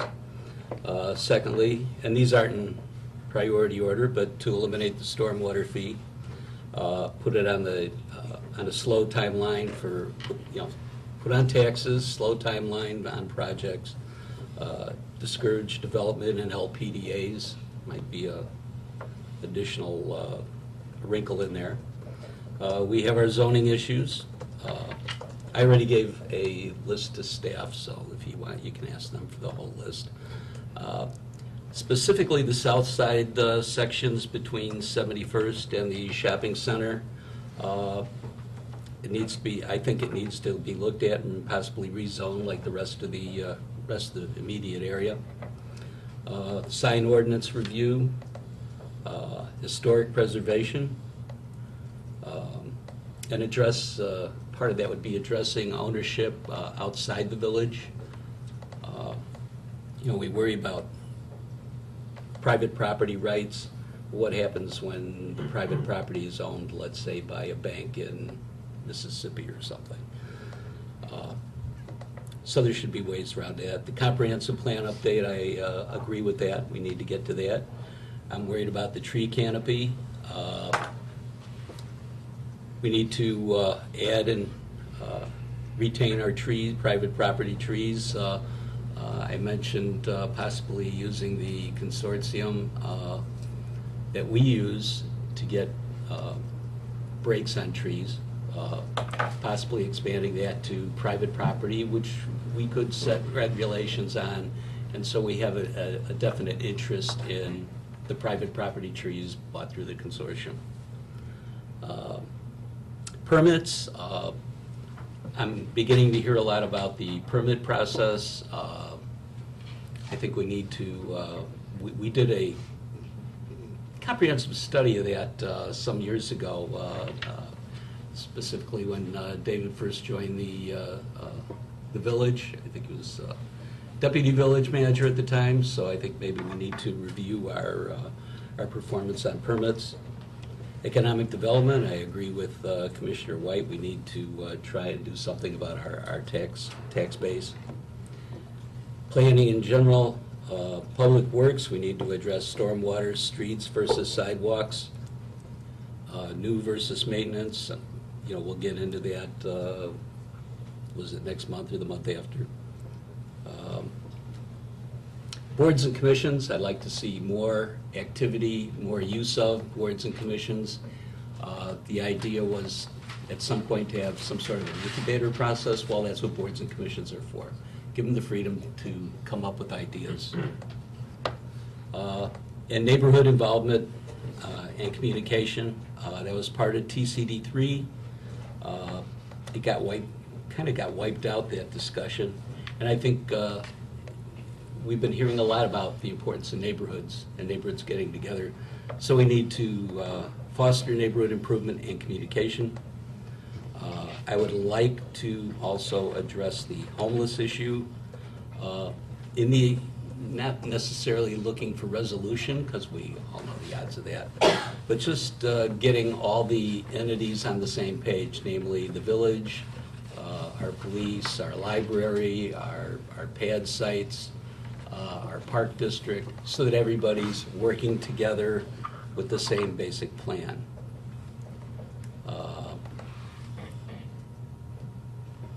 Review of the ethics ordinance, and I'll leave it at that. And also, any ideas that we can have to address the possibility of the state taking away our possibility of property taxes, if we can migrate any of that into reasonable fees. Call it, I don't know, I jokingly to staff called it the governor fee. If he takes away our property taxes, our ability to raise money through property taxes that we need for our public safety, we have to find other ways of getting that revenue. And that's what I have, Mayor. Thank you. Thank you, Bill. Greg? Thank you, Mayor. I suspect there will be a couple of new things, but this will be largely repetitive. I guess I'll start with what Gina started with, the facilities plan. I've always said the police station was the first priority for me. Village Hall and other ones come a little bit later. That said, I think it is important that we still consider Ogden Avenue. I think there are tremendous benefits to moving the police station out of downtown. I'm going to go advocate now because it's kind of what I do. Number one, there's a big public safety benefit to it. We've seen train derailments of oil tankers a handful of times now in the last couple of years. We saw one of them in Illinois not long ago. And God forbid something like that happen here, but to have our 911 dispatch center right on the train line, potentially in ground zero for a disaster like this, which could hamper our public safety response, is unacceptable to me. I would like to see that rectified, and the way you do that is to move the dispatch center. If it's going to remain in the PD, and that's a question that obviously needs to be answered, I think you've got to move the PD. It comes along with other side benefits, economic development potential on Ogden Avenue, economic development potential downtown, other side benefits that I won't go all the way down the rabbit trail. Suffice it to say, I'm in favor of looking at Ogden Avenue. We've heard a lot about stormwater. It sounds like we may not be keeping the fee, but if we do, back during the previous council, I had floated the idea of increasing the incentives for certain green projects like rain barrels, permeable pavers, dry wells, things of that nature. I've been waiting for an analysis from staff. We got it back, and I think what it's boiled down to is lifting the cap on the one rain barrel piece of the incentive so you can get multiple incentives for multiple rain barrels. And then a $1,000 credit for the installation of permeable pavers, a rain garden, dry wells, or another green project that meets certain size requirements and is installed that's not required under the code. So if you're adding on and you go over, I think it's the 750 square foot mark, you'd be required to put in a dry well. But if you're just putting in a patio behind your house and you put in permeable pavers where previously you had something that was concrete, something to that effect, you would get up to $1,000 credit. Depending on the cost of construction, it'd be essentially 50% of the cost of construction up to $1,000. The long and the short of it is you'd end up with approximately a 7-year exemption from your stormwater utility fee if you got the maximum credit. I think that's a pretty good incentive to try to do something green, to take a bit of burden off of the system, while at the same time encouraging that green behavior from our residents. We've made a lot of strides in infrastructure, whether it's stormwater, roads, what have you, and I think we have to continue that. We've gotten our roads from, I think it was about 22, 23% that are failed and in need of reconstruction, to now 1% at the end of the year that'll be failed and in need of reconstruction. We're essentially back to a pay-as-you-go system, which is the way we ought to be. It took a lot of work, took $25 million in bonds, but we're there, and we need to make sure to put the money into the maintenance so that we're not spending 4 times as much reconstructing a road down in the future. Similarly, with stormwater, we have to continue to invest. You've got stormwater problems seemingly all throughout town. I was the mystery reader in my daughter's kindergarten class, and was asked at the end of reading the book to talk a little bit about what the village did. And I'm struggling with how to relate this to a bunch of 5- and 6-year-olds. And I thought, well, you know, we take care of the police department, fire department, and oh yeah, when rain falls out of the sky, you've got, not all of it can get soaked into the ground, and so you've got storm sewers, you've got culverts, things like that, so you don't have a bunch of water in your basement. And half the class or more started talking about, oh, I remember when we had this much water in our basement. And it goes to show you that, you know, this is an issue that even the little kids understand. Nobody wants water in their basement. They don't want to have to throw away, you know, everything they had down there. It costs a lot of money.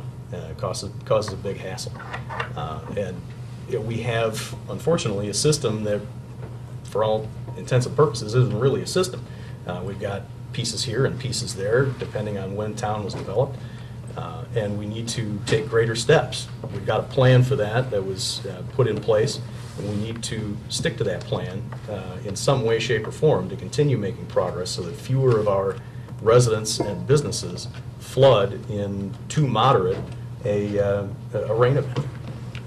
So I think this is one place where we need to continue to invest. In order to do the investments in stormwater, in order to invest in our facilities and put them into a condition that we need them to be in, we have to protect our AAA bond rating. And so that, I think, has to be paramount. A lot of things are going to flow from that. So that requires us to continue to be fiscally responsible, to stretch our tax dollars as far as we can, and get the best value for our tax dollars. Which leads me to my next point. I'd like to review our contracting policy. I want to make sure that we get the best bang for our construction dollar. I think we need to make sure that we're engaging qualified contractors who hire qualified employees. Because of that, I want to look at redefining the definition of responsible bidder under our current purchasing policy. I think we need to perform additional research into contractors, including litigation searches, things like that. There are myriad ways that a contractor can have something go sideways and cause administrative burden for the village, and I want to protect against that.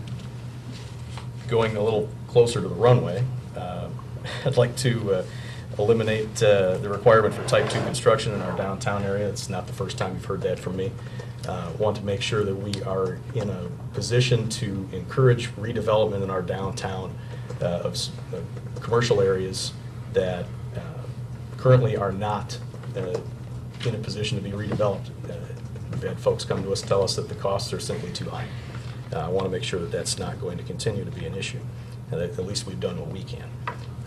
Comprehensive plan, zoning ordinance review, historic preservation ordinance, I think are absolute musts. Not the first time you've heard that from me. Like the comprehensive plan goal for 10-4-16, I like that. I think that has a nice little synergy to it. I think along with the comp plan has to come the zoning ordinance, because that's where the rubber meets the road. And you know, we've seen what can happen when you've got unforeseen loopholes in the code. Sign ordinance review, right-of-way standards, and I think the time for that right-of-way standards conversation has come. We've seen it with Clyde Estates, you know, certain people in favor of curb and gutter, other people aren't, and we're seeing it again with Florence Avenue. And I think it's time to have that conversation community-wide. Getting a little closer to the runway, sign ordinance review, the solid waste contract. It was mentioned, gosh, back during the first meeting in May, I think it was Mark Toman talked about recycling downtown. If we're going to be re-upping our solid waste contract, let's try to get recycling bins downtown. I'd also like to look at curbside collection of organic waste. I think it's a way to encourage additional green behavior. We've got vehicles that are running on biodiesel. The sanitary district is doing more and more with their generator. There might be ways to partner with them to take care of some of that waste. That probably about does it. If I've missed anything, Dave, you've got my notes. But thanks for putting up with the long-winded comments. No, thank you for giving it that much thought in advance. And I don't want to discourage anyone from asking any questions or anyone to clarify an understanding of what anyone's talking about. I don't think anything has required clarification to this point, but I just want to make sure that people don't feel constrained from asking for clarifying questions. Bob? It's one of the values of going fifth here is that there's a lot already been touched on. All of the things that I've seen and heard here are things that I think we should be talking about. Every one of them, in my opinion, merits serious consideration by this body for a host of reasons, not all of them to change or to improve, but to affirm perhaps in some instances. I want to underscore something Greg said, though, about that bond rating. In relationship to that, I think we need to have a review of sorts, and maybe it's a subcommittee even, as opposed to a priority action item. But the concept of service levels is one that I think merits some consideration. A lot of what we do, I don't know, 80% of what we do, stems from an assumption that is existing service levels need to be at least maintained. And that may be true, but if it's not, if there are opportunities for service levels to be perhaps downgraded, or situations where the public is demanding the service levels be upgraded, it would have an enormous impact on everything we do, from whether it's contracts, to debt levels, to, as Commissioner Waldeck was talking about, other alternative revenue sources. That service level question is one that we seldom really get into independent of budgeting. And so it's a little bit of a chicken and egg. We kind of default to existing or improving service levels as they stand today, which drives budgeting, but perhaps there could be service levels that demand improvement or perhaps reduction. So I don't know how to work that in because it's a pretty big subject, but I think if we don't touch on it, we drive ourselves into some decisions that maybe we could improve upon. And to that end, one thing I think we should try and find a way to do in the next 24 months, that's what we're sort of looking at here, is put together some sort of a substantial survey for our residents. I think it's been a little while since we've done that, and subject after subject is batted around over fences, over cocktails, after church in the parking lot, but seldom is it kind of collected for this body to consider and use in terms of deciding service levels or budgeting priorities. So I'd like to see us do that. And I guess when I say that, I don't really mean the 7 of us dreaming up 10 questions each. I mean a little bit more of a scientific survey that we get some help developing that touches on a lot of what we do. I'd like to say everything that's not possible, but a much broader spectrum than what we might just dream up in a meeting or two. A little more specifically to, I guess, the list itself, the right-of-way standards thing is something that's been on my list for some time, and I really think it's important, whether its time has come or its time came a while ago. I suppose it depends on your perspective, but it's a subject that is, again, if we look back over the last 6 years of meetings, the number of times that the residents come to talk to the council about subjects, the number of those, a percentage of those that involve one way, shape, or form right-of-way standards, if we consider right-of-ways to essentially be sidewalk to sidewalk, is huge. Taxes, traffic, I don't know what else, right-of-way standards is pretty high up on that list in terms of the number of times that it's repeated by residents as being an issue to them. And so I'd like us to vet through that, as the mayor mentioned in his, was it State of the Village, Mayor? Talked about starting to make a little progress on that, and I think we need to be through that subject matter. Zoning, I'm going to say that a little differently. I don't know if my colleagues meant the same thing, but there's zoning ordinances that we have, which I think there's some desire to change, and certainly I have some desire too. But the map itself, touched on this a couple weeks ago at one of our meetings.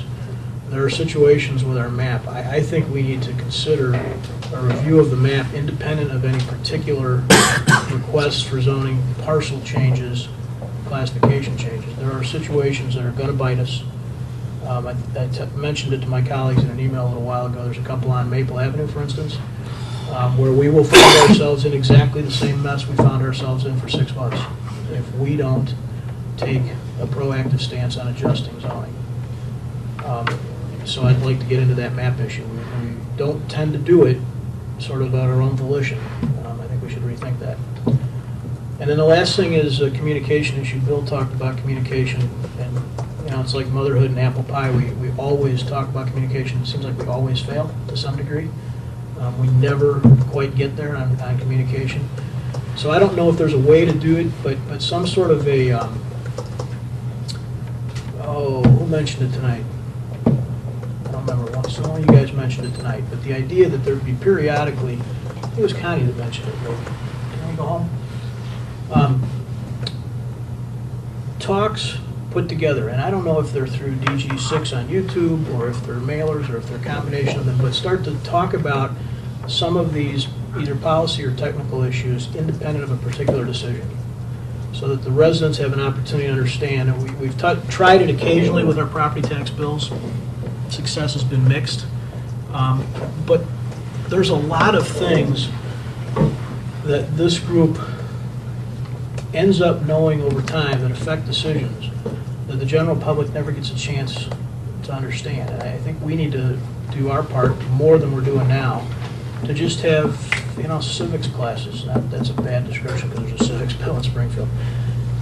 Whether it's, what does it mean to have curb and gutter, and why does it cost so much more, and what is the functional difference as it relates to stormwater, independent of any particular neighborhood's discussion, so that residents have an opportunity to understand that. So I don't know how to frame that up, except the communication right now is mostly in response to things or pretty generic about what's happening at the village. And then maybe if there was a series of issues accumulated as a function of the survey, perhaps, that then drove, Downers Grove 101 class syllabus for the next 2 years.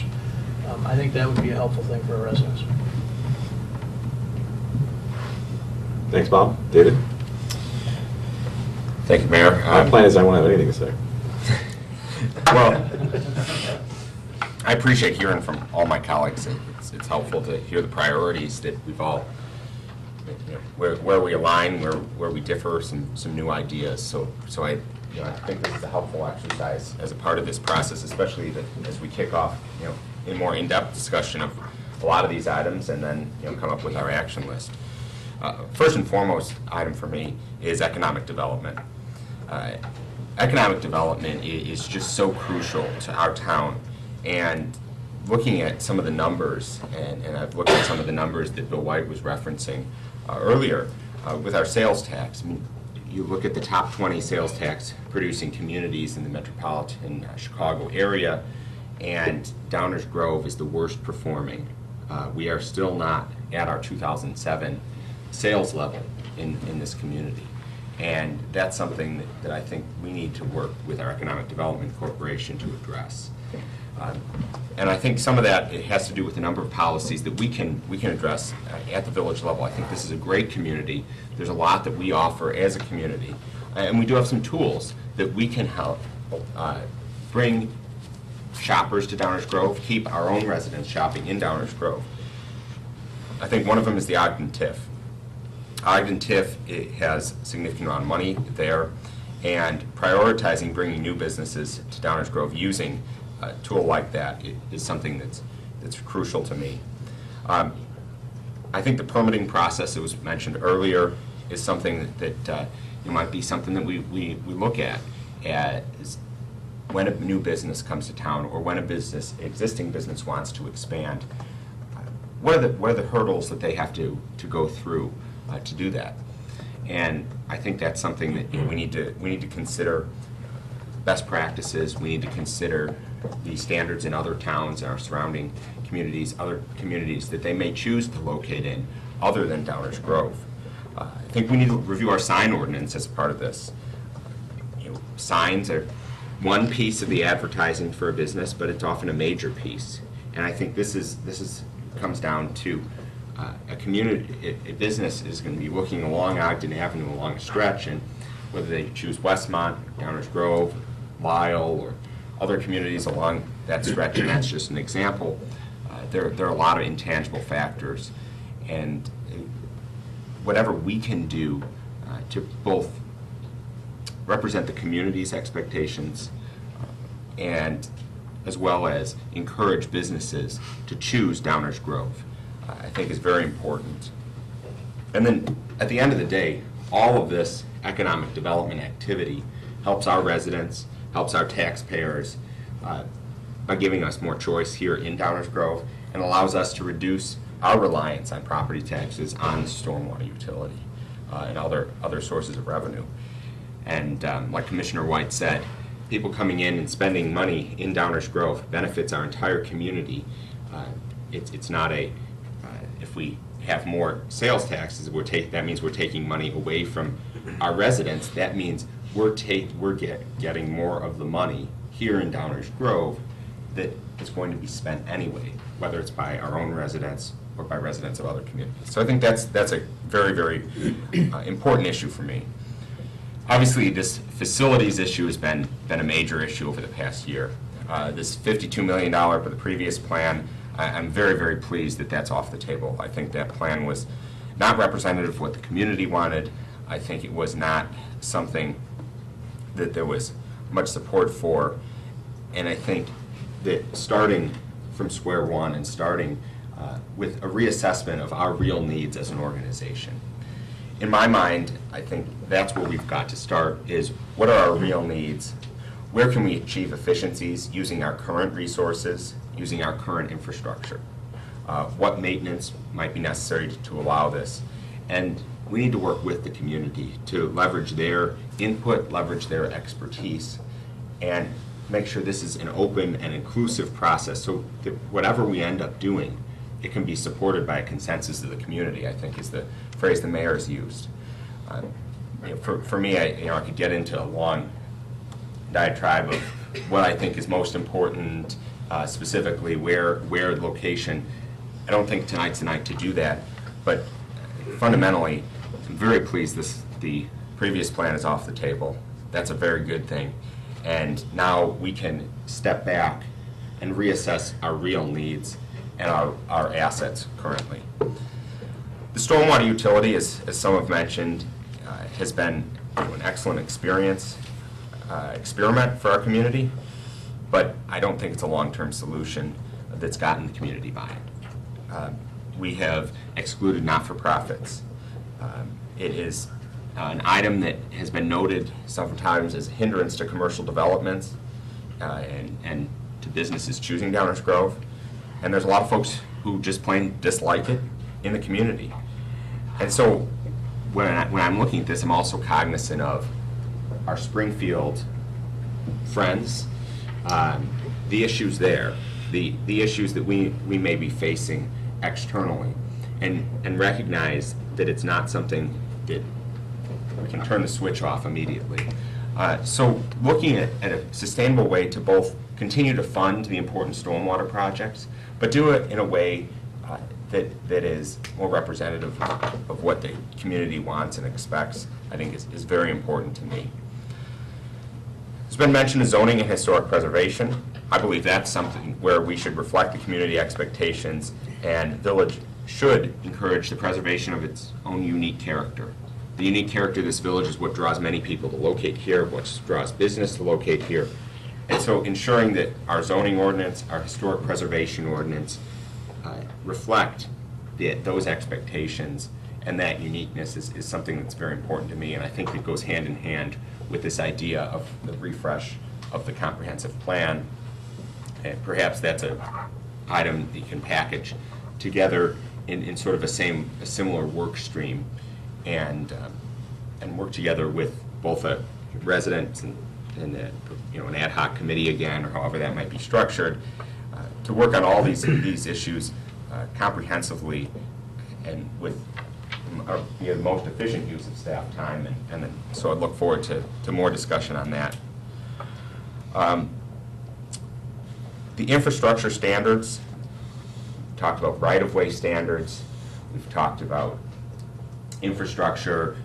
I think that providing clear policy direction is important, and providing clear and consistent policy direction is very important, so that residents both understand that policy, understand the reason why that policy exists, and that we can consistently point them. So when a resident comes in and who hasn't been following the process, because many residents, as we know, will not follow this process, will not follow. We could send them 500 mailers, we could make phone calls to them, we could knock on their door, and they still won't pay attention until the day their street's on the list to repave, and the machine's coming down the street. They say, well, why aren't there curb and gutter? We should have standards and clear policies so we can point them directly to those things and those resources in our community. And I think we need to make sure that we are aligned as a governing body on what those standards are.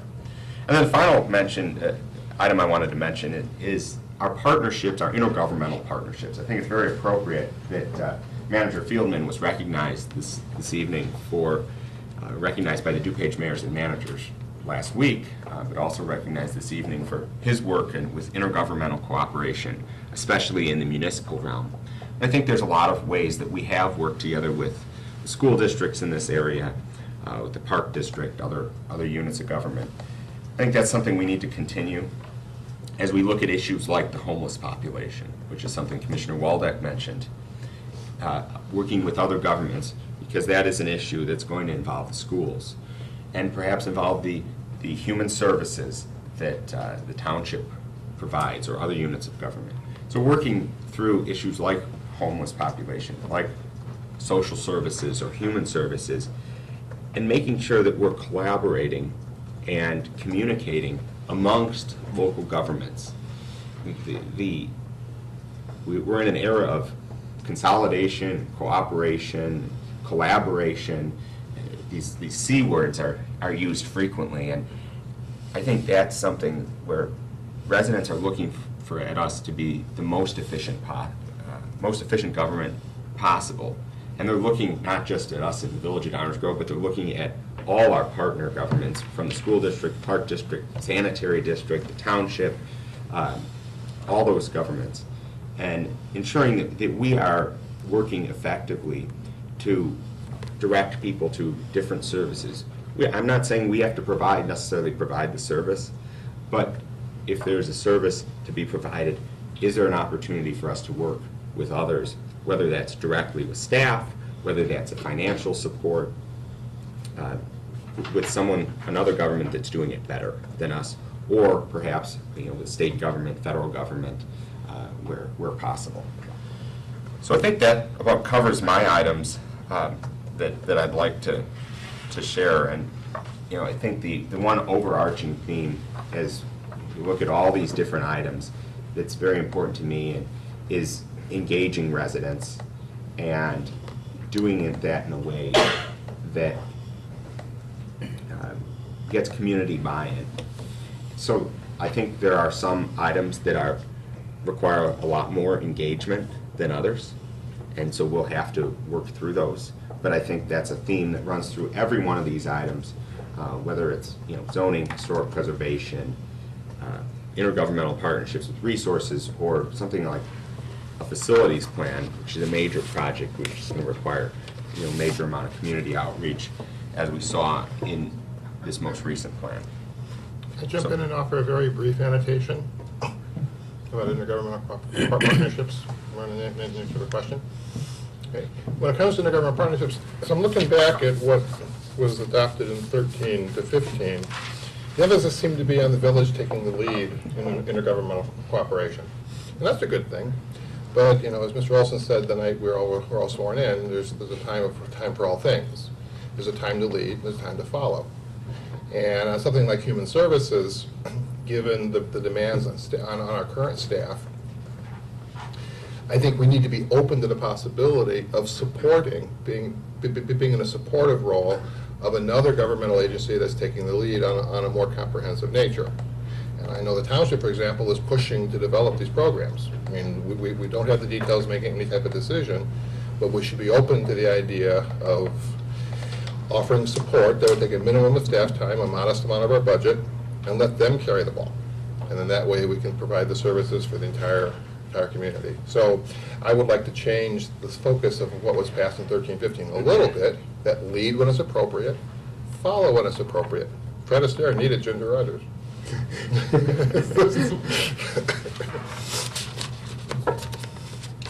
Terrific. Well, thank you for everyone's thoughts. If there's a benefit to going fifth, there's a distinct benefit to going last. And that is, a lot of topics have been touched upon that I think all in their own way merit some discussion. I think, as was mentioned, a discussion could lead a number of different ways. It could be one direction, it could be another direction. There could be saying that all is well and maintain present course and speed. But I agree that a lot of things have been identified that should be rightfully the topic of discussion. In no particular order, I'll just touch upon and give you my take on some of the things that have already been said, and then add a couple of things of my own. Without a doubt, our priority needs to be, oops, I said the word priority. Without a doubt, the police station issue needs to be addressed. It needs to be addressed in a reasonable time frame because of a number of things. Inflation, money will not be as cheap down the road as it is today. Putting off that problem any further that's already been put off because of a number of different macro events, not the least of which was the Great Recession back in the earlier part of last decade.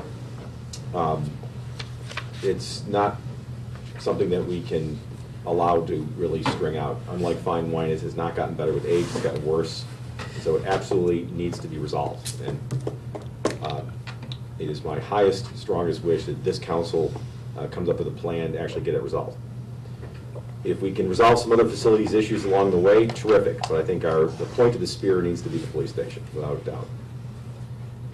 In terms of revisiting the comp plan, I think after the first 40 years that we, what was it, 45 years? 40 years that we had one without revisiting it, we swore that we were going to revisit it periodically. Chairman, a very small comment. I had the great pleasure of reading the comp plan from the 1960s. The line that really stuck out, dealing with Ogden Avenue is a major problem. 1964. Some things never change. You know, the classics never go out of style. Yeah, I think the original comp plan was 1965, so revisiting that on a regular basis is what is intended to be. And in some respects, it should be built in as part of the fabric of the process. The zoning map revisions to address things that we know are problems, I agree that that's something that should and could be addressed. If we're aware, much like if we're aware of people who are interested about whether they're in a floodplain or not, if we're aware of parcels in town that are going to cause us headaches, then we got to take action to address them now before they become headaches. Definitely want to look forward to revisiting and examining tools for enhancing historic preservation in our community.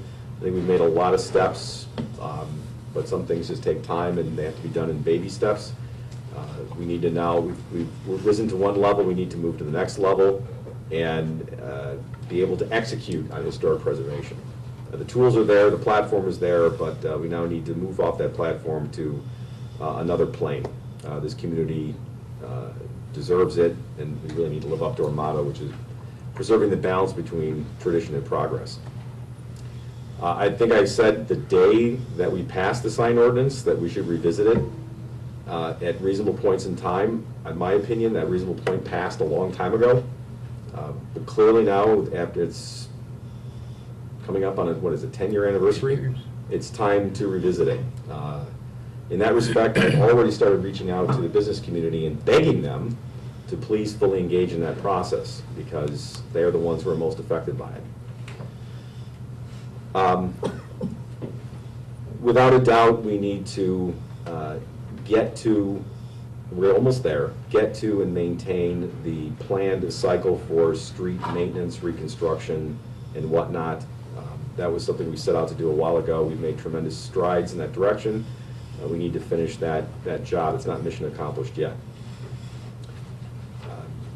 I don't know what anniversary the ethics ordinance is, but it's probably worth looking at that to see whether, with the benefit of a couple of elections now and the passage of time, whether there are things that we've learned that can improve it, or whether it's just working just fine.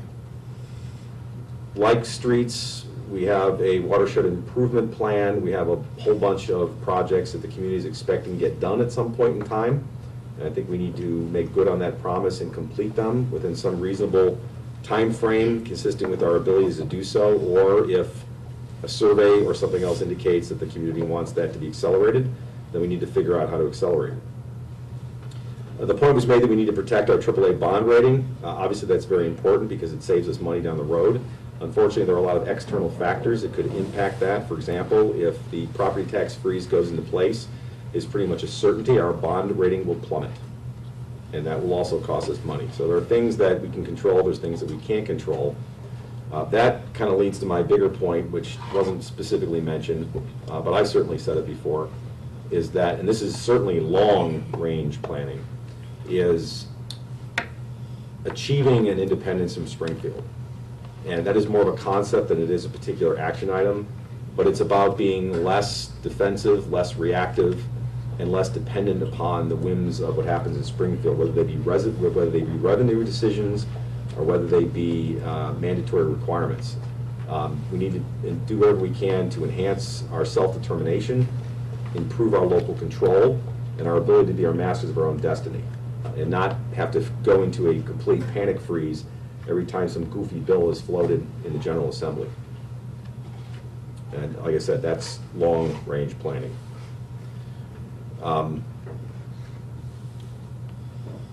One of the ways I think we can help do that, by way of a more concrete example, and it was touched upon earlier with the discussion about leveraging governmental partnerships. I think that not just partnering, but I would like to see us identify and actually execute upon one major consolidation, whether it's another public entity or it's a not-for-profit or whatever it is, it could be private. On the scale of what we did with Westmont with the 911 call center, I would like to see us actually do one of those, at least on that scale, within the next 4 years.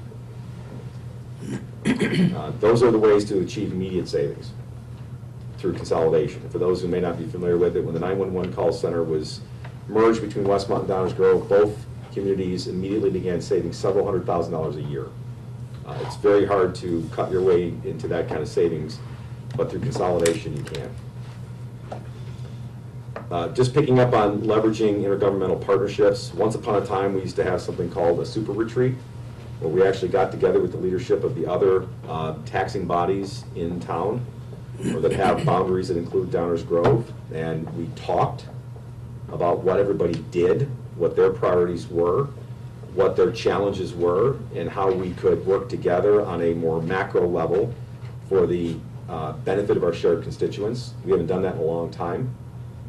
I would like to do that again. I think that when you get people in a room like this and they start talking about common problems and challenges, sometimes you find out that, you know what, maybe Greg's got something in his toolbox that I don't have. But if he borrows it to me, as I think Bill touched upon earlier, maybe we can get something done that separately we can't. That's not so much a goal as something that I think would facilitate some of the other things that have already been discussed.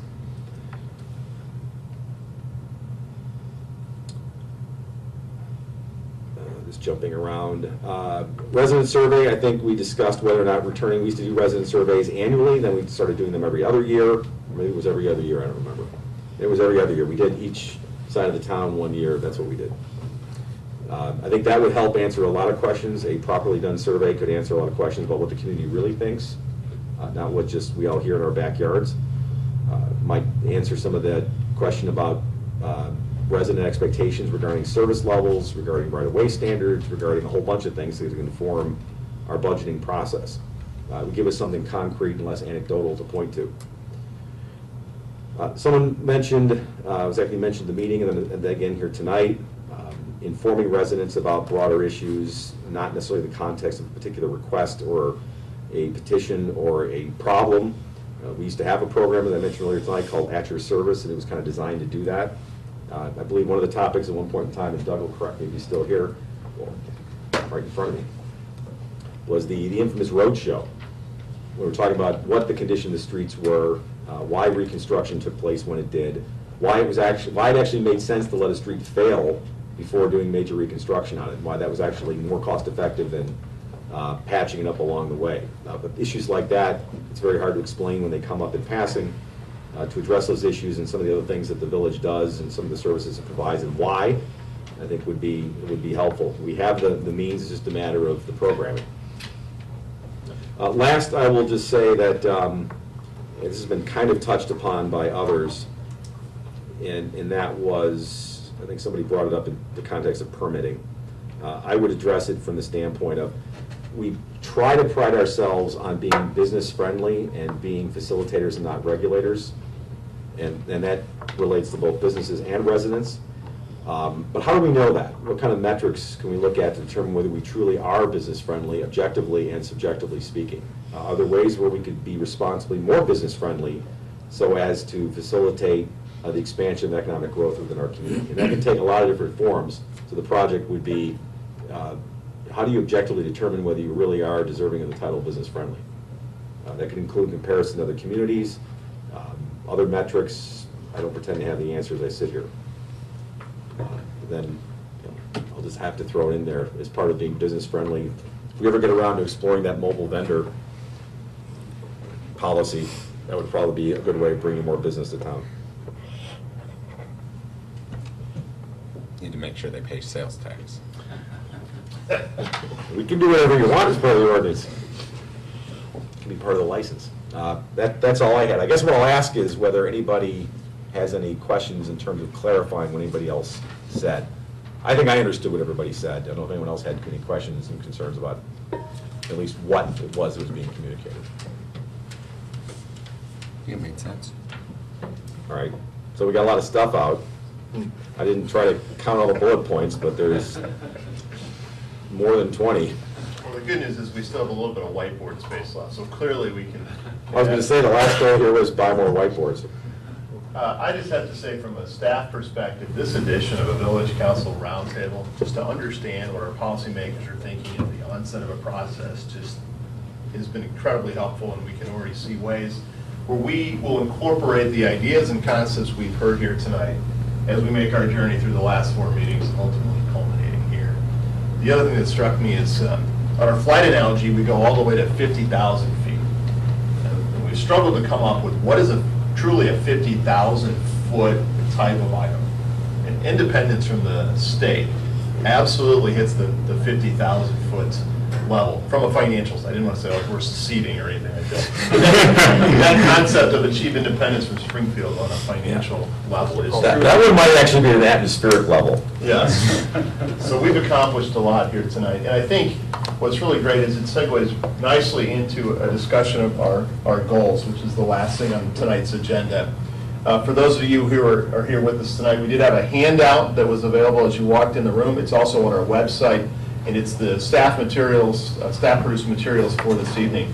And in those materials, in the last couple pages, you will see a write-up of staff's interpretation of these 5 goals that have been in place. So I won't go through them all tonight to explain what we think they meant or the interpretation of the previous council of these 5 goals.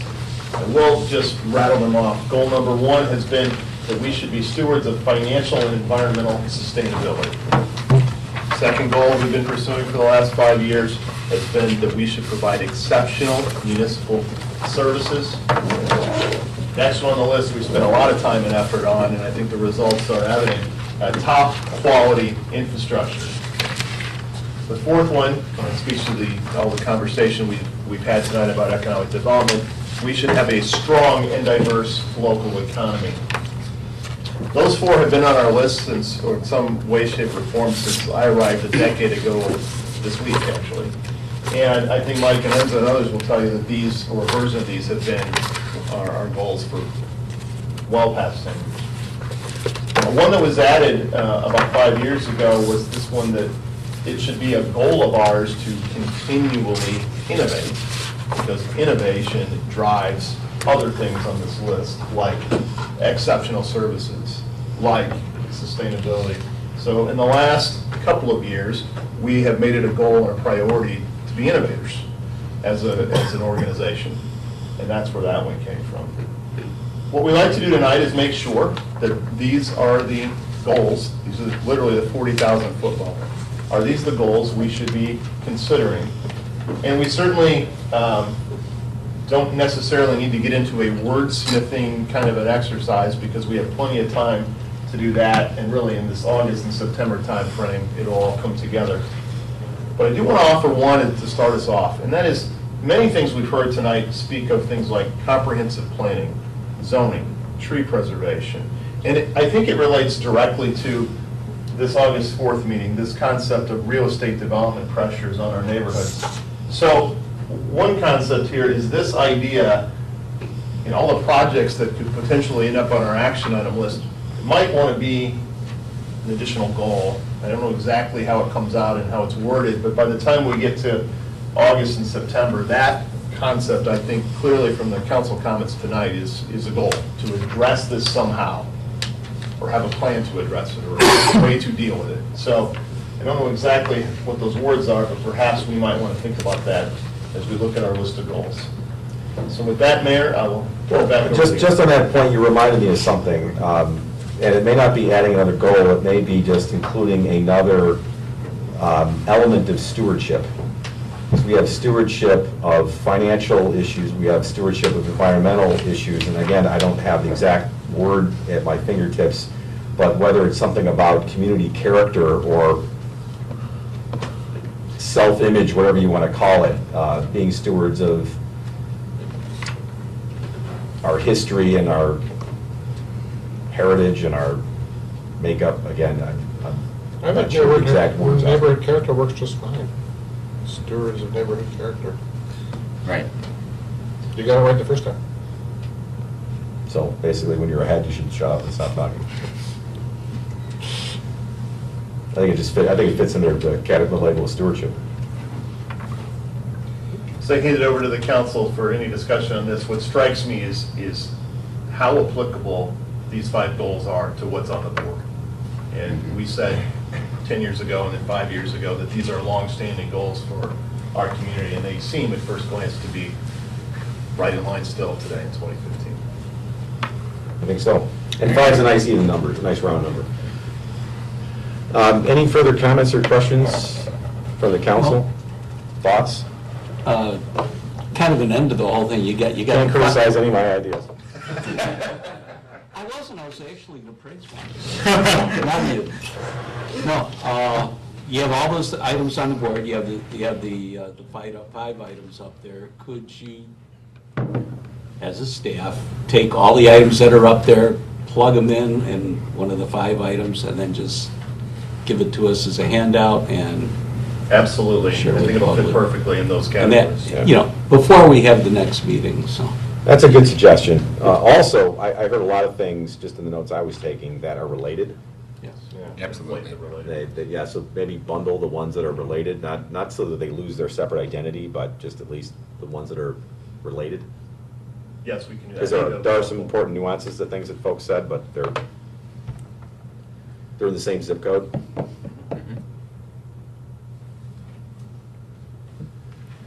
Thoughts, comments? One comment, Sure. I'm not going to lose a lot of sleep over what the goals list looks like, but the neighborhood character issue, Edwards fiasco notwithstanding, there's been a lot of policy work on that to that end over the last at least 4 to 6 years, whether it be stormwater, the recent change we made to stormwater as it relates to individual site runoff, building code changes as it relates to setback and design standards, traffic calming issues, pedestrian right-of-way issues.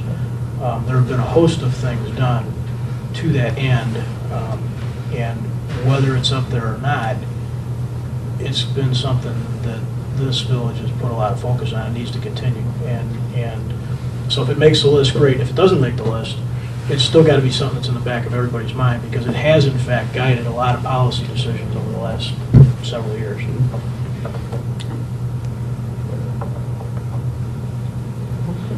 All right. Public comment? Which is just going to say. Any questions from the audience? And again, the idea is not to judge or prioritize or question the feasibility, practicality, or whatnot of anything, but just any questions about what was said and understanding it. We'll have other meetings where folks can talk about whether there are things that should actually be done or not. Except you can't criticize any of the mayor's suggestions from what I understand. I don't have I any. just have a Sorry. thing, and that has to do with Commissioner White's point about the sales tax and whatever.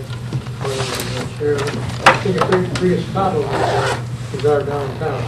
We've ignored it since the Tiffin and we redid the streets. Downtown is a disgrace. It's not someplace I'd like to bring my family.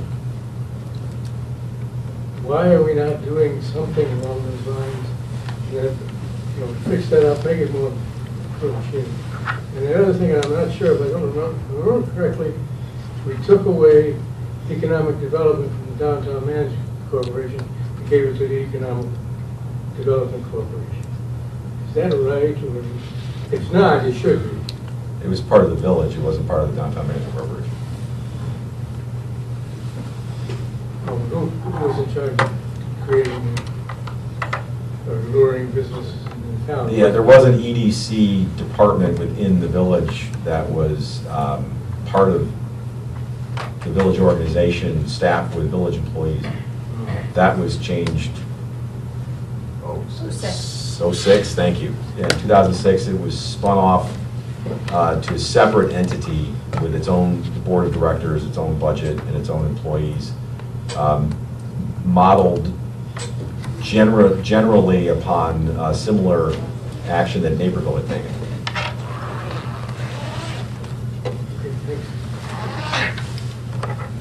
Thank you.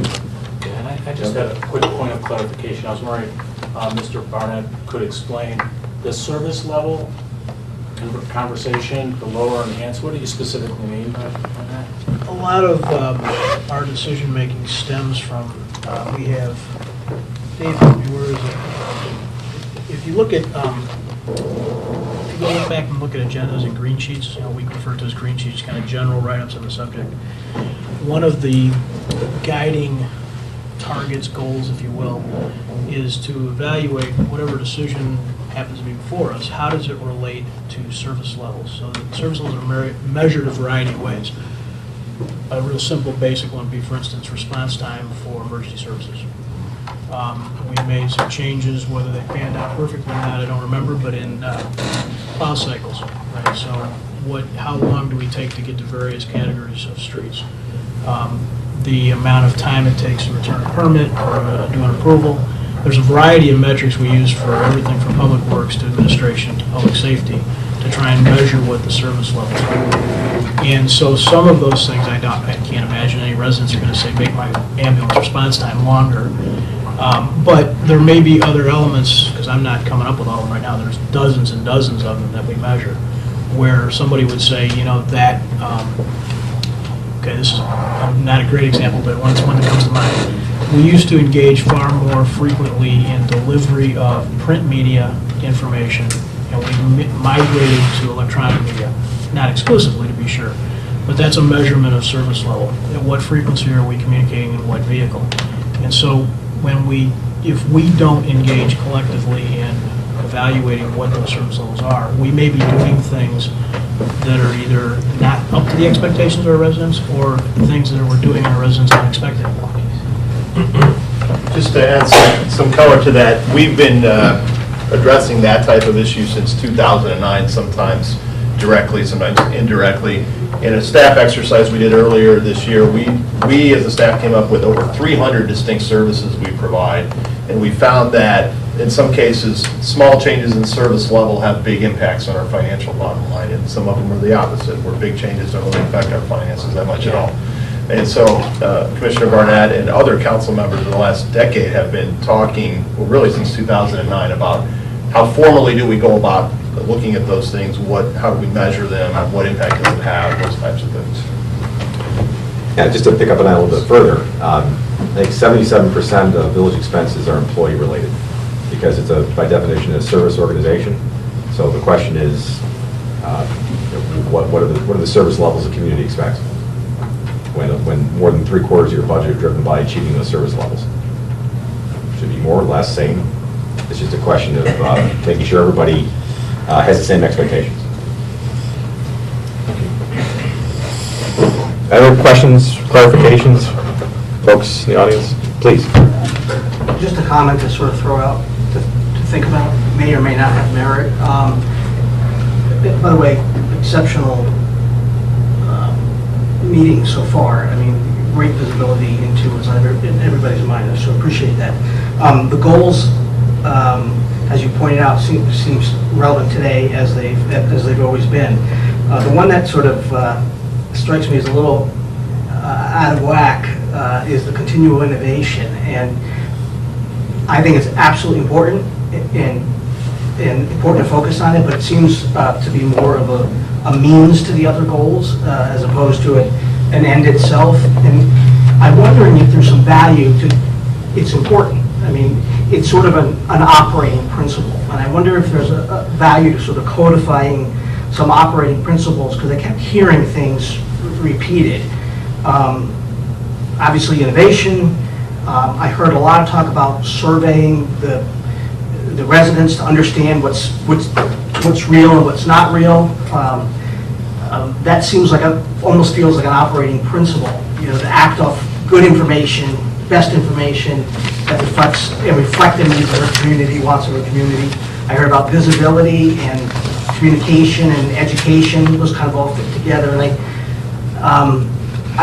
I'm interested because there seems to be a lot of alignment on some of those kind of operating principles, and maybe there's value to taking at another meeting to sort of jotting them down to see if there's alignment, and codifying them in part of the way you guys do business. Sure, and some of it's informed by history, because some of these things used to be done, and for various reasons they were discontinued. Budgetary constraints, other pressures. So the question is, we know how to do them, we used to do them. The question is, do we bring them back because they will provide us clearly more value than what their expense is? But good question. Thank you. Anyone else? Well, thank you for all sticking around and coming to join us in the meeting. What the next steps are in terms of schedule, which is written there on the board. Vanna, you want to show us? Yes. Thank you. We have a month to prepare for our next meeting. The first thing we'll do is we'll deliver the request that Commissioner Waldeck made about writing this down, categorizing them under the current goals. What we'll do in between there is prepare for our general fund discussion on July 7th. We'll try to pick up as many issues, comments, and concerns that we heard tonight that are relevant here and make sure they are addressed overtly in our planning documents and our preparation. Also, in between these meetings, we do meet individually, staff, with each individual council member to preview the information, to make sure that we've captured what's important to them and to make sure that they've understood what staff is trying to convey and to reflect those things in the staff reports. So the next steps, all those things will happen in the next month, and we will go with another public meeting on July 7th right here in this room. Terrific. Motion to adjourn. Second. All in favor? Aye. Any opposed? We are adjourned. Thank you very much. Good meeting. Good.